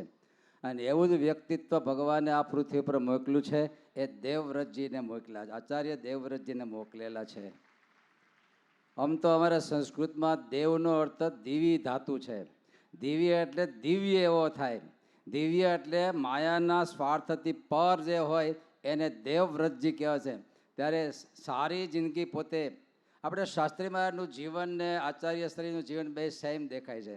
બેએ ગુરુકુલની નીંવ નાખવા માટે એટલો પરિશ્રમ કર્યો છે. પૂજ્ય શાસ્ત્રીજી મહારાજે પણ પોતાના મસ્તક ઉપર ઈંટો ઉપાડીને ધૂળ ઉપાડી અને ગુરુકુલનો પ્રારંભ કર્યો. તો આચાર્ય દેવવ્રતજીને પણ હરિયાણાની અંદર પોતે સિમેન્ટની થેલીઓ ઉપાડીને ખાડા કરીને પોતે ગુરુકુલ પરંપરાને સ્થાપિત કરી. અને સાથે સારાએ રાષ્ટ્રનો ઉત્કર્ષ કરવા માટે પહેલું એ વિચાર્યું કે માનવનો જો ઉત્કર્ષ થશે તો જ રાષ્ટ્રનો ઉત્કર્ષ થશે. માનવમાં પણ સ્વાસ્થ્યનો ઉત્કર્ષ થશે. સ્વાસ્થ્યશીલ માનવ હશે તો જ માનવ બચશે અને રાષ્ટ્ર બચે. અને એ સ્વાસ્થ્ય માટે જો પ્રાકૃતિક ખેતી પાછી આવશે તો જ એનો અન્ન જેવું મન અને એવા વિચારો ને એવું શરીર રહે. એટલે પોતે ભેખધારી છે. એક તો ગુરુકુલ પરંપરાના ભેખધારી છે, બીજા પ્રાકૃતિક ખેતીના ભેખધારી છે. આજે જો આપણા ઈષ્ટદેવ નીલકંઠ પ્રભુ 12,500 કિલોમીટર વનમાં ફર્યા અને વનના ફળ ઉપર આપણા નીલકંઠ ભગવાન રહ્યા. અને એ નીલકંઠ ભગવાન વિચરતા વિચરતા આજે જો આ નર્મદાના કિનારા ઉપર એ જ ભગવાન પ્રાકૃતિક સ્થાન ઉપર વિરાજમાન થયા. ત્યારે આપણું આ નીલકંઠ ધામ હવે આચાર્ય શ્રીને બહુ પ્રિય છે. 5 વખત એક સ્થાનમાં રાજપાલ પધારે એટલે ત્યારે અતિ પ્રિય એના હૃદયમાં જો હોય તો નીલકંઠ ધામ. હમણાં ગેટના ઉદ્ઘાટન વખતે એટલા ખુશ છે કે મારા નીલકંઠ ધામનો બહુ સુંદર ગેટ બનાવ્યો અને સુંદર ઘાટ બન રહા હૈ. મેરે કો પ્રસન્નતા હે. શાસ્ત્રીજી મહારાજને પણ ખેડૂતોને એક પ્રાકૃતિક ખેતી બતાવવા માટે સ્પેશિયલ 1000 કિસાનોને સાથે લઈ અને આખા ભારતની 65 દિવસની યાત્રા કરી અને સ્પેશિયલ કિસાન યાત્રા ટ્રેન કરી અને ખેડૂતોને માર્ગદર્શન આપતા. ત્યારે ગુરુકુલના હૃદયમાં ગુરુકુલની પ્રવૃત્તિ જે છે એ જ આચાર્યના દિલમાં છે. શાસ્ત્રીજી મહારાજના આપણા ગુરુના હૃદયમાં જે હતું એ જ આચાર્યશ્રીના હૃદયમાં છે. આપણા આવા વર્ષના પ્રારંભના દિવસોમાં આટલા વ્યસ્તમાંથી પણ એક નીલકંઠધામ પ્રત્યેનો પ્યાર, સંતો પ્રત્યેનો પ્યાર, એને લઈને આપણા વચ્ચે જ્યારે પધાર્યા છે ઘણો આનંદ થયો. હમ आचार्य श्री के साथ ऐसे कमिटमेंट करते हैं कि आपका हृदय में जो प्राकृतिक खेती का लक्ष्य है कि पूरा राष्ट्र एक दिन प्राकृतिक खेती वाला बन जाए और प्राकृतिक धान्य से जीवित बने. हम तो सूरत में 8 दिन पहला महिलाओं चेकअप कैम्प હતો. 250 મહિલાઓને ચેકઅપ કરાવ્યું. 13 મહિલાઓને કેન્સર આવ્યું. એનો અર્થ ક્યાંથી કેન્સર? વ્યસન તો છે નહીં, પણ આ ઝેરયુક્ત ખોરાક ખાઈને આ આજે પબ્લિકની આ દિશા છે એમાંથી ઉદ્ધાર કરવા માટે દેવવ્રતજીએ જ્યારે પ્રતિજ્ઞા લીધી છે તો અમે પણ જો ગુરુ મહારાજ મહંત સ્વામી છે, આપણે રાકેશભાઈ અને આપણા કૈવલ્ય સ્વામી આ બે આચાર્યશ્રીને આ પ્રાકૃતિક ખેતી માટે આ સંસ્થા સમર્પણ આપે છે. ડાબા જમણા હાથ થઈને દેવવ્રતજીનું આ જે મિશન છે એમાં અમારા રાકેશભાઈ અને સાથે આપણા કૈવલ્ય સ્વામી આ બંનેને ગુરુ મહારાજ સમર્પિત કરે છે કે આ આચાર્યનું વ્રત આ બે વ્યક્તિ પણ સાથે રહીને ખૂબ પ્રયાસ કરે અને આ સંસ્થાની પ્રવૃત્તિ પણ એના માટે ખૂબ પ્રયાસશીલ છે. તો આજનો ખૂબ આનંદ થયો કે આપણા આંગણે આપણા નાનકડા આમંત્રણને માન આપીને દેવવ્રતજી આપણા વચ્ચે પધાર્યા. ઘણો આનંદ થયો. સારા નીલકંઠધામનો સારો પરિવાર, ગુરુકુળ પરિવાર હાર્દિક રીતે સ્વાગત કરી રહ્યા છે. જય સ્વામિનારાયણ. વાલા ભક્તજનો, અત્યારે આપણી વચ્ચે સમયની ખૂબ ઓછી મર્યાદા છે, ત્યારે આપણે અત્યારે સાહેબશ્રીને વિનંતી કરીશું. ગુજરાત રાજ્યના રાજ્યપાલ આચાર્ય દેવવ્રતજી આ નીલકંઠ ધામ ખાતે 5મી વખત જ્યારે એમની શુભેચ્છા મુલાકાત છે ત્યારે અલગ અલગ પ્રકારે પ્રાકૃતિક કૃષિ સંદર્ભે પધારતા હોય, પણ આજે સ્પેશિયલ સંતો ભક્તો વચ્ચે આનંદથી પધાર્યા છે ત્યારે એમને વિનંતી કરીએ. પ્રાસંગોચિક ઉદ્બોધન કરશે માનનીય રાજ્યપાલ શ્રી. ओम असतो मां सद्गमय तमसो मां ज्योतिर्गमय मृत्युर्मा अमृतम गमय. ओम शांति.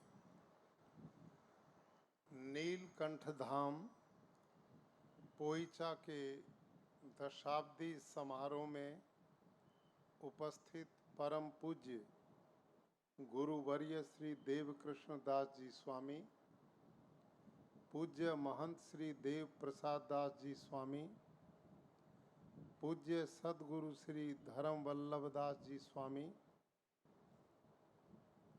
श्री सदगुरु ज्ञान स्वरूप दास जी स्वामी, माननीय श्री धीरज भाई कोटड़िया जी, मेरे अनुज प्रिय श्री राकेश भाई दुधात जी और उपस्थित हुए सभी संतगण, मेहमानों, भक्तजन, देवी और सज्जनों, आज मुझे अपार प्रसन्नता है कि नीलकंठ धाम जो हम सब के लिए एक तीर्थ स्थल बन चुका है, इसके दशाब्दी समारोह में आज हम सब उपस्थित होकर पुण्य लाभ कमा रहे हैं. भाइयों और बहनों, मैं इन संत जनों को नमन करता हूँ कि जिनके त्याग और तपस्या से नर्मदा के किनारे पर पोईचा धाम नीलकंठ एक ऐसा स्थल जो लोगों को धार्मिक प्रेरणा भी देता है, जीवन का संदेश भी देता है और हृदय में उत्साह और उमंग भी प्रदान करता है. पूज्य सदगुरु श्री धर्म वल्लभ दास जी स्वामी वो एक मजबूत संत तो हैं ही, लेकिन वो बहुत मजबूत एडमिनिस्ट्रेटर भी हैं. उनको काम करना भी आता है और करवाना भी आता है. तो ये जो दिव्यता है, ये एक विलक्षण गुण होता है। इतना बड़ा व्यवस्था में बना हुआ ये संस्थान, इतना विशालकाय, जिसको बनाने में कुल 2 साल ही लगे। मैं रास्ते में भाई राकेश दुधात से पूछ रहा था कि इस संस्थान के आर्किटेक्ट कौन है, तो इन्होंने कहा हमारे संतगण ही आर्किटेक्ट हैं। तो ये जो परमात्मा की अपार कृपा कि ऐसे संत जो अपनी आंतरिक अंतर्मुखी ज्ञान के द्वारा वो आर्किटेक्ट भी हैं, और कोई भी काम जो कराया गया है, एक एक कार्य पूर्णता के साथ किया गया है। वहाँ देख करके उसके प्रति अपार श्रद्धा पैदा होती है, और उसी का परिणाम जो मुझे बताया गया, इस 10 साल के अल्पकाल में लगभग 6 करोड़ लोग इस संस्थान की मुलाकात ले चुके हैं। इतनी बड़ी संख्या में मैं पूज्य स्वामी जी से आग्रह करूंगा, अब आप नीलकंठ को आपने इतना प्रचारित कर दिया है कि जो एक बार देख जाता है वो 10 लोगों को और लेकर के आता है। और ये मैं अपने परिवार से अनुमान करता हूँ। अपने साथ में एक बार धर्मपत्नी को लेके आया था, अब वो सारे परिवार को लेके आई। अब उसकी इच्छा बनी हुई है कि मैं सारे रिश्तेदारों को भी इकट्ठा करके नीलकंठ धाम दिखाऊं। तो इतना यहाँ देख करके आत्मा को जो सुख मिलता है, मन को जो आह्लाद मिलता है, और धार्मिक भाव जो जागृत होते हैं, ये अनुपम एक संस्थान है। और नर्मदा जैसी पवित्र नदी ने इस पोइचा धाम की विशेषता को और बढ़ा दिया है, इसकी धार्मिकता में और कई गुना परिष्कृत उसको कर दिया है। तो ये स्थल अपने आप में एक दिव्यता लिए हुए है। भाई और बहनों, मुझे पता लगा कि यहाँ पर केवल धार्मिक भाव के ही कार्य नहीं, अपितु ये संत लोग मानवता के भौतिक कल्याण के भी कार्यक्रम चलाते हैं। पिछले दिनों प्रकृति अब विकराल रूप धारण कर रही है।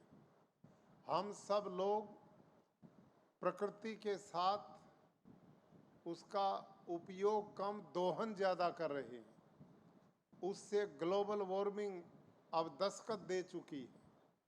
कहीं तूफान आ रहे हैं, कहीं बाढ़ आ रही है, कहीं अकाल पड़ रहे हैं, कहीं अतिवृष्टि, कहीं अनावृष्टि। और साइंटिस्ट लोग कहते हैं अब ये बढ़ने वाले हैं, क्योंकि हमने प्रकृति के संतुलन को बिगाड़ने का काम किया है। परमात्मा ने सुंदर सृष्टि की रचना की, कितने सुंदर पहाड़ बनाए, कितनी बढ़िया झीलें और नदियां साफ सुथरी बनाई, कितने जंगलों में विभिन्न प्रकार के पेड़ पौधे वनस्पतियां बनाई, जीव जंतु बनाए। और इस समझदार आदमी ने उन सारी भगवान की व्यवस्थाओं को अपने सुख के लिए तोड़ने का काम किया, और उसका परिणाम अब प्रकृति ने अपना रंग दिखाना शुरू कर दिया है। और उसका परिणाम अब की बात नर्मदा में भी जो भयंकर बाढ़ आई और उसका कितना नुकसान लोगों को झेलना पड़ा, ये हम सब लोगों के सामने है। ऐसे कष्ट काल में इस नीलकंठ धाम के सौजन्य से संतों ने मिलकर, मुझे पता लगा, हजारों हजारों लोगों को खाने की व्यवस्था दी, उनके उपचार की व्यवस्था दी। तो ये जो मानवीय कार्य हैं, यही हमारे जीवन की बड़ी भारी पूंजी है। और इसके साथ मैंने जो मिशन इस प्रदेश में शुरू किया प्राकृतिक खेती का, वो कहने के लिए केवल एक प्राकृतिक कृषि, लेकिन उसके कितने लाभ हैं।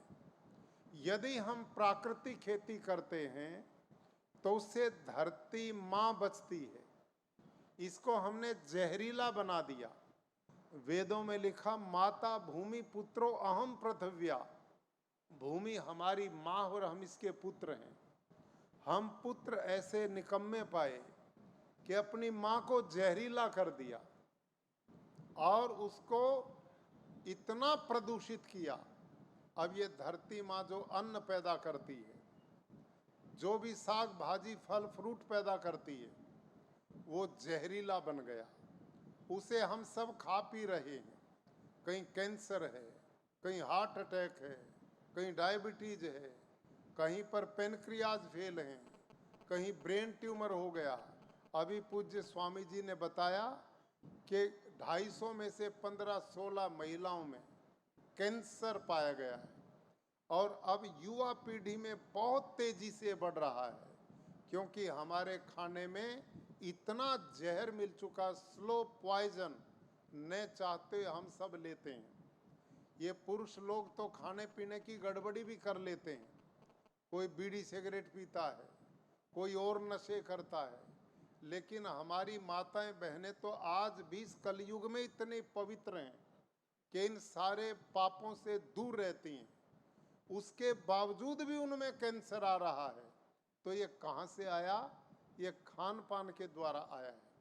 तो मैं बधाई देता हूँ पूज्य स्वामी धर्म वल्लभदास जी महाराज को कि जिन्होंने कैवल्य स्वामी जी को हमारे मिशन से जोड़ दिया और आज राकेश दुधात जी को भी आदेश दे दिया कि आप दोनों ने मिलकर इस प्राकृतिक खेती के मिशन को एक जन आंदोलन बनाना है।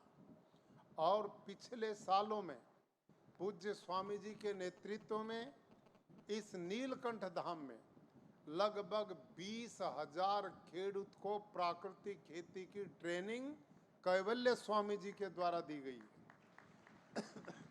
और आज हमारे वो बहुत बड़े प्रेरणा बन गए हैं।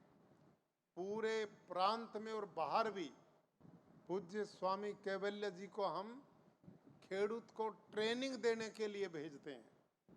तो अब हम चाहेंगे कि ये पोईचा धाम, जहाँ लोगों के आत्मा और मन की शुद्धि का केंद्र बन गया है, उनके शारीरिक स्वास्थ्य का केंद्र भी बने और यहाँ पर प्राकृतिक खेती का एक परमानेंट ट्रेनिंग सेंटर बन जाए, ताकि देश विदेश और प्रदेश के खेडूतों को यहाँ प्राकृतिक खेती की भी ट्रेनिंग चल पड़े।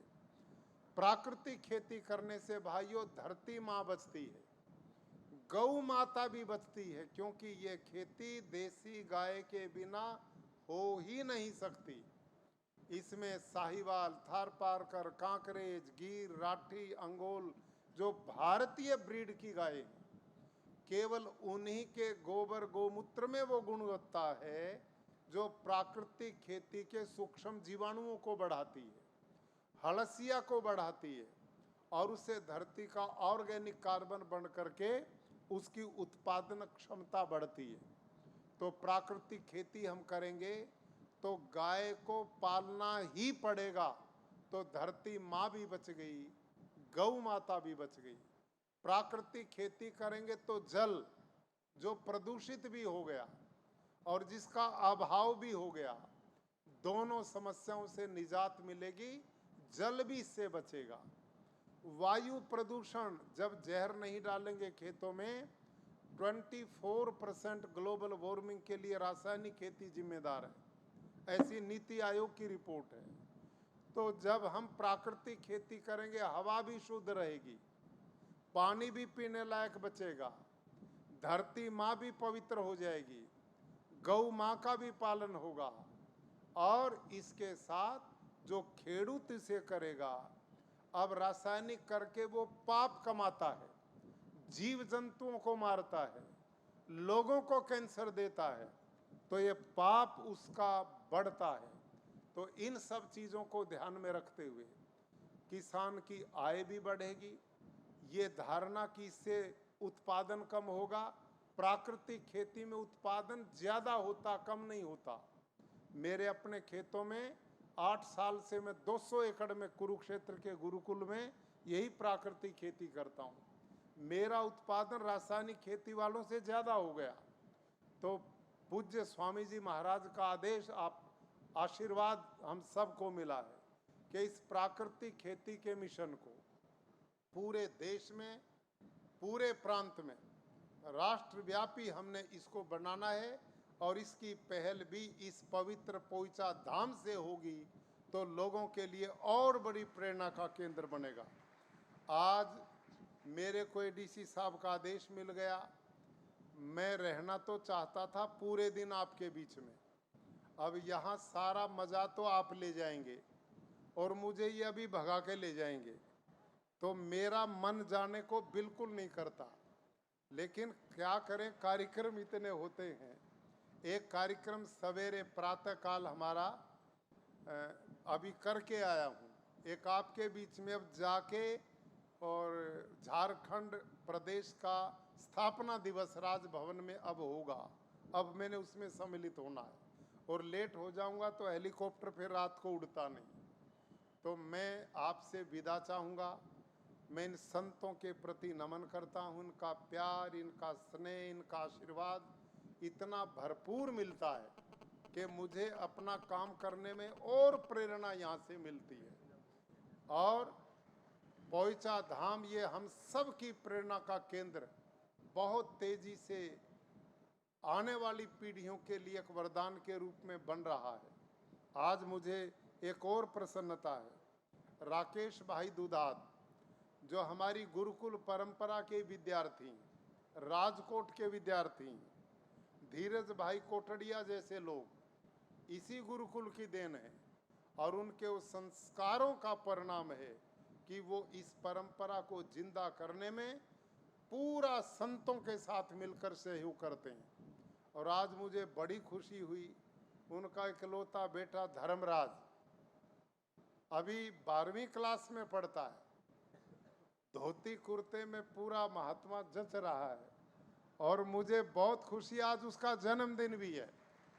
आप सब इस बच्चे को आशीर्वाद दीजिए, मेरा भी आशीर्वाद है, ये खूब आगे बढ़े और अपने पूज्य पिता के आदर्शों को पूरा करे, संतों के चरणों में बैठकर के भारत के भविष्य का निर्माता बने, कुल का गौरव बने।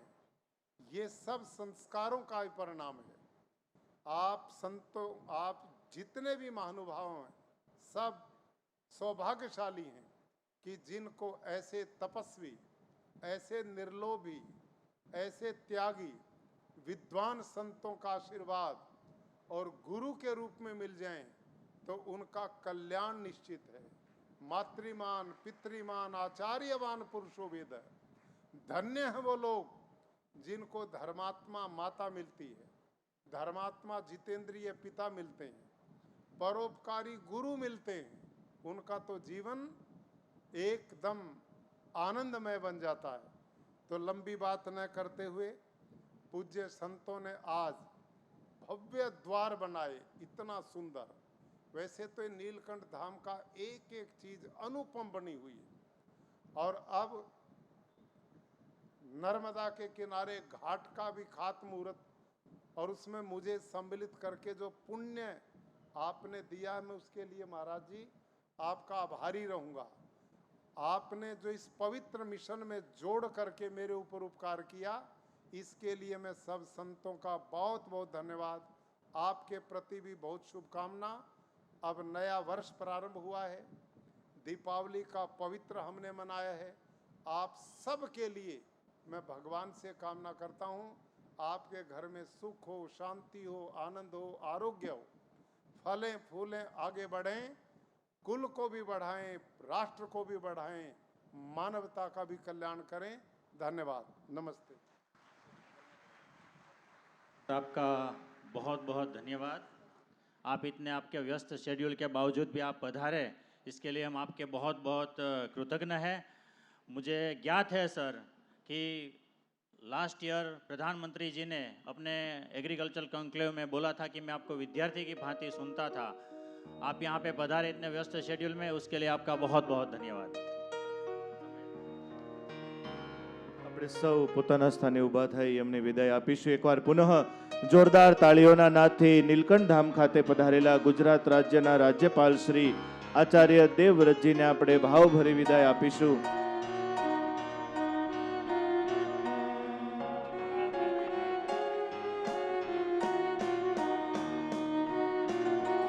પહેલા ભક્તજનો, આપણે ખાલી 10 મિનિટ બેસવાનું છે. લાંબા સમયથી બેઠા છો, છુટ્ટી આપી છે એટલે આપણા યજ્ઞ જે ચાલે છે, વિધિ વિધાન ચાલે છે, અત્યારે ડાયરેક્ટ ત્યાં જઈને આપણે એકાદો કલાક સુધી આપણે આપણા અનુષ્ઠાનમાં જોડાઈશું. રાત્રે બરાબર અહીંયા 7:15 વાગે આપણી મહાઆરતી અહીંયા જ થશે, કારણ કે ત્યાં તો એટલો ટ્રાફિક હોય એટલે ત્યાં તમે કોઈ જઈ શકો એમ નથી. તો આપણે આ મહારાજનું એ સ્વરૂપ છે નીલકંઠ ભગવાનનું, તો અહીંયા જ આપણે 7:15 એક્ઝેક્ટ બરાબર આપણે આરતીમાં જોડાઈશું. અને વહેલી સવારે 6 વાગે અભિષેક આપણો જે વિધિ વિધાન ચાલે છે એ પ્રમાણે સવારથી ચાલશે. આપણે સવારે 6 વાગે ત્યાંથી અભિષેક ચાલુ થશે 2 જગ્યાએ, અને બરાબર આપણો અનુષ્ઠાનનું 7 વાગે ચાલુ થશે. અને એમ કરતાં આપણે લગભગ 10 વાગે પુનઃ આ સભા મંડપમાં આવતીકાલનો કાર્યક્રમ છે. રાત્રે બરાબર દશાબ્દી મહોત્સવ છે. આજે 1 કલાક સુધી આપણે 9 વાગે 9:15 આપણો કાર્યક્રમ શરૂ થશે, 10:15 પૂરો થશે. 1 કલાકનો કાર્યક્રમ સાંસ્કૃતિકતા સાથે, આતશબાજી સાથે.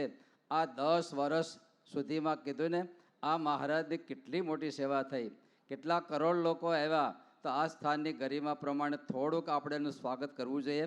તો 9 વાગે બધા જ આ મંદિરના પરિસરની અંદર ગઈકાલની પેઠે આવી જજો. ઉતારામાં તો આમ તો કંઈ આજે 9 વાગ્યામાં કોઈને ઊંઘ આવતી ન હોય, અને 9:15 એક્ઝેક્ટ ત્યાં આવી અને આપણે દશાબ્દી મહોત્સવના ભવ્યાતિ ભવ્ય કાર્યક્રમમાં આપણે જોડાશું.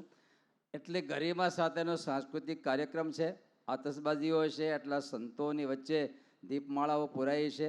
તો સર્વ પ્રકારે અને અત્યારે બરાબર જ્યારે સૂચના આપ્યા પછી જે કંઈ વિધિ છે સભાપતિ કહે પ્રમાણે થોડી વાર ફ્રેશ થઈ અને બરાબર આપણે 7 વાગ્યાની આજુબાજુમાં સભા મંડપમાં આવી 5 શબ્દ 2 સંતોના શબ્દો સાંભળીને આપણે મહાઆરતી કરી રાત્રે પછી ભોજન કરી અને આપણે 9:15 ત્યાં મંદિરના પરિસરમાં સાથે મળશું. ભક્તો, આજે આપણે રાકેશભાઈ, હું તો મૈત્રીભાવ થઈ ગયો છે ગવર્નર સાથે. જ્યાં જાય ત્યાં ફરવા જાય તો ભેગા પરિવારની ઘોડે ભેગા લઈ જાય. પણ પ્રાકૃતિક માટે આપણા રાકેશભાઈના હૃદયમાં રોમમાં પણ એ જ વસ્તુ છે. ત્યારે એણે આજના દિવસે સંકલ્પ કર્યો દશાબ્દીના ઉપર 2000 ખેડૂતોને 1 વીઘાનું પહેલે વર્ષે લગભગ 2500 જેટલો 1 વીઘાનો ખર્ચો થાય એટલું જ ઘન જીવામૃત અને ખાતર ફ્રીમાં આપવા માટે. કારણ કે એકવાર 1 વીઘામાં એ પાક લે તો પછી આગળ વધશે, પણ જરૂરિયાતમંદ ખેડૂત લગભગ 45 થી 50 લાખનો ખર્ચો થશે 2000 ખેડૂતો માટે. પણ કોઈ પ્રકારે ખેડૂતોને આમાં વાળવાનો એનો પ્રયાસથી આજે દશાબ્દી નિમિત્તે એણે સંકલ્પ કર્યો છે. અને આ જ ક્ષેત્રની અંદર એક ઘન જીવામૃત બનશે, અહીં જ ખાતરો બનશે, અહીંથી પેકિંગ થશે અને ખેડૂતોને પહોંચાડવામાં. નવસારીમાં પણ એ સિસ્ટમથી ખાતરને ઘન જીવામૃત છે. પાટડીમાં અત્યારે ત્યાં લાઈન, મેં કીધું સ્વામીજી આવો તો કાંઈ લાઈન ઊભી છે ખાતરને જીવામૃત લેવા માટે. એટલા ખેડૂતો સુધી પહોંચી છે. આપણી સંસ્થાનું પણ એ જ વિઝન છે કે કૃષિની અંદર આ ખૂબ મોટે પાયે પ્રવર્તે. એના માટે રાકેશભાઈ છે ગયા તો સભાપતિ જે સૂચના આપી પ્રમાણે ત્યાર પછી આપણે મોકલાશ લઈશું. જય સ્વામિનારાયણ. આપણે સંતોને ખાસ સૂચના 5 થી 6 આપણી સંતોની ત્યાં સાધુ આશ્રમ પાસે સભા છે, સંતો બધા સંદેશો આપી દે. હા, અમારા પોઈચા વાલા ભક્તો, આપણે જ્યારે આપણે અજાણ્યું હતું આ જમીન સંપાદનો કરવામાં ઘણો પ્રયાસ હોય. નાના નાના ટુકડા જોઈએ અહીં તો વીઘો 2 વીઘા 2 એકર. પણ એ વખતમાં દિનેશભાઈ અત્યારે પોઈચાના અહીંયા સરપંચ છે, અમારા ખાસ સ્નેહી છે. આવો ગુરુ મહારાજ પાસે. આ તમે પાયાના પથ્થરને યાદ ન કરી આ 10 વર્ષે તો પછી અમને અલગ લાગે ને. આ પોઈચા ગામનું, આ પોઈચા વિસ્તાર કહેવાય, એના સરપંચ છે. પણ ખાસ સંતોના બહુ મોટા સ્નેહી અને પાયાના સેવક તરીકે એ વખતે આ જમીન સંપાદનમાં અમારા ધીરુભાઈ અશ્વાર, આમ તો અમે એની યાર હસામણી વાતો કરીએ છીએ.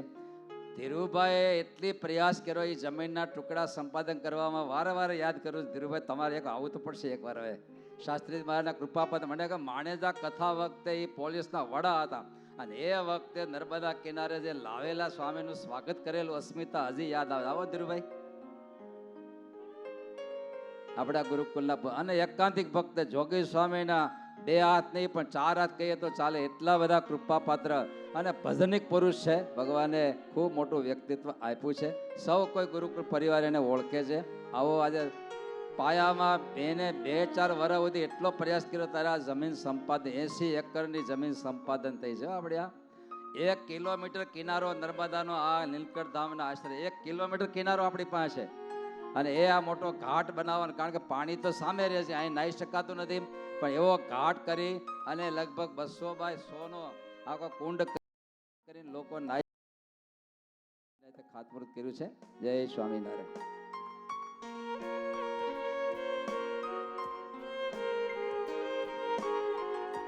હાલો વલ્લભ ભક્તજનો, હમણાં રાજ્યપાલ શ્રીએ પણ વાત કરીને સ્વામીએ પણ વાત કરી એમ આપણા રાકેશભાઈ દુધાત અને સંતો સાથે મળી આ પ્રાકૃતિક કૃષિના અભિયાનને હવે જન આંદોલનનું સ્વરૂપ આપી અને ખેતરે ખેતરે પ્રાકૃતિક કૃષિ થશે એ માટે ખાસ બહુ મોટો સંકલ્પ આજે રાકેશભાઈએ કર્યો છે. આજે તેઓ રાજ્યપાલ શ્રીની સાથે ગયા છે. અત્યારે પણ ખેડૂતને જે 5 વસ્તુ જોઈએ પ્રાકૃતિક કૃષિ માટે, એ 5 વસ્તુ માટે સૌથી વધારે ઇમ્પોર્ટન્ટ હોય તો જીવામૃત છે.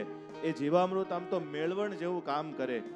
એ ઘણા સમયથી આપણે જે જમીનમાં ખેતી કરી રહ્યા છીએ, પહેલાં પોચી હતી, અળસિયા હતા, અત્યારે હવે રાસાયણિક ખાતરો આવી ગયા, અળસિયાનો નાશ થયો, જીવજંતુઓ નાશ થયા, જમીન કડક થઈ ગઈ, એટલે ઉત્પાદન તો વધુ, પણ જમીનની જે મૂળભૂત ગુણવત્તા કહેવાય એ ગુણવત્તા મરી ગઈ. અને એટલા માટે આ જીવામૃતનું સંશોધન થયું અને એ જીવામૃત એડ કરવાથી આ અળસિયા છે 1 એકરની અંદર એટલા અળસિયા થાય કે 1 વર્ષની અંદર એ અળસિયાઓ સાથે મળી અને 16 ટન માટી ખાય અને બહાર કાઢે, ખાય અને બહાર કાઢે. કેટલી? 16 ટન માટી. અને આખી જમીન છે એને વ્યવસ્થિત પોચી બનાવી અને પાછી પ્રાકૃતિક અને નેચરલ એકદમ ગુણવત્તાયુક્ત બનાવી દે. ત્યારે એના માટે બીજામૃતની જરૂર હોય, જીવામૃતની જરૂર હોય, ઘન જીવામૃતની જરૂર હોય, આચ્છાદનની જરૂર હોય, વરાપની જરૂર હોય અને છેલ્લે બાયોડાયવર્સિટીની જરૂર પડે. ત્યારે એમાં સૌથી ઇમ્પોર્ટન્ટ એવું જીવામૃત એ આજે રાકેશભાઈ અને સંતો આપણા ગુરુકુલ પરિવારના એમના દ્વારા સાથે મળી અને આખા ગુજરાતના જેટલા ખેડૂતો આપણા સંપર્કમાં છે બધાને આ જીવામૃત સંસ્થાન તરફથી અને રાકેશભાઈ તરફથી ફ્રીમાં આપવામાં આવશે. ત્યારે રાકેશભાઈને એકવાર જોરદાર તાળીઓથી વધાવીશું. આજે આવા પાવન પર્વે એમના હૃદયની શુભ ભાવના એને આપણે ગુરુ મહારાજથી કરકમળોથી વિતરણ કરાવીશું. ત્યારે રાકેશભાઈ નથી પણ એમના દીકરા ધર્મરાજ છે, એને હું વિનંતી કરીશ ગુરુ મહારાજની પાસે આવશે. અને સાથે 5 ખેડૂતો આ વિસ્તારના આપણી વચ્ચે ઉપસ્થિત છે. વસાવા નરપતભાઈ, વસાવા સંદીપભાઈ, વસાવા મુકેશભાઈ, વસાવા મથુરભાઈ અને ભગત મનીષભાઈ, આ 5 ખેડૂતો આવશે. પૂજ્ય ગુરુ મહારાજ, પૂજ્ય મહંત સ્વામી, પૂજ્ય ધર્મવલ્લભ સ્વામી એમના કરકમળોથી આ જીવામૃત અને સાથે ઘન જીવામૃત એ બંને આપશે. અને ખેડૂતના ખેતર સુધી આ પહોંચી અને આપણી ભારતની માતૃભૂમિને આપણે પુનઃ પ્રાકૃતિક ગુણવત્તાથી યુક્ત જીવિત કરીશું. અને મા ભારતને સૌથી મોટી ભેટ આજે રાકેશભાઈ અને આ સંસ્થાન દ્વારા પ્રાપ્ત થશે.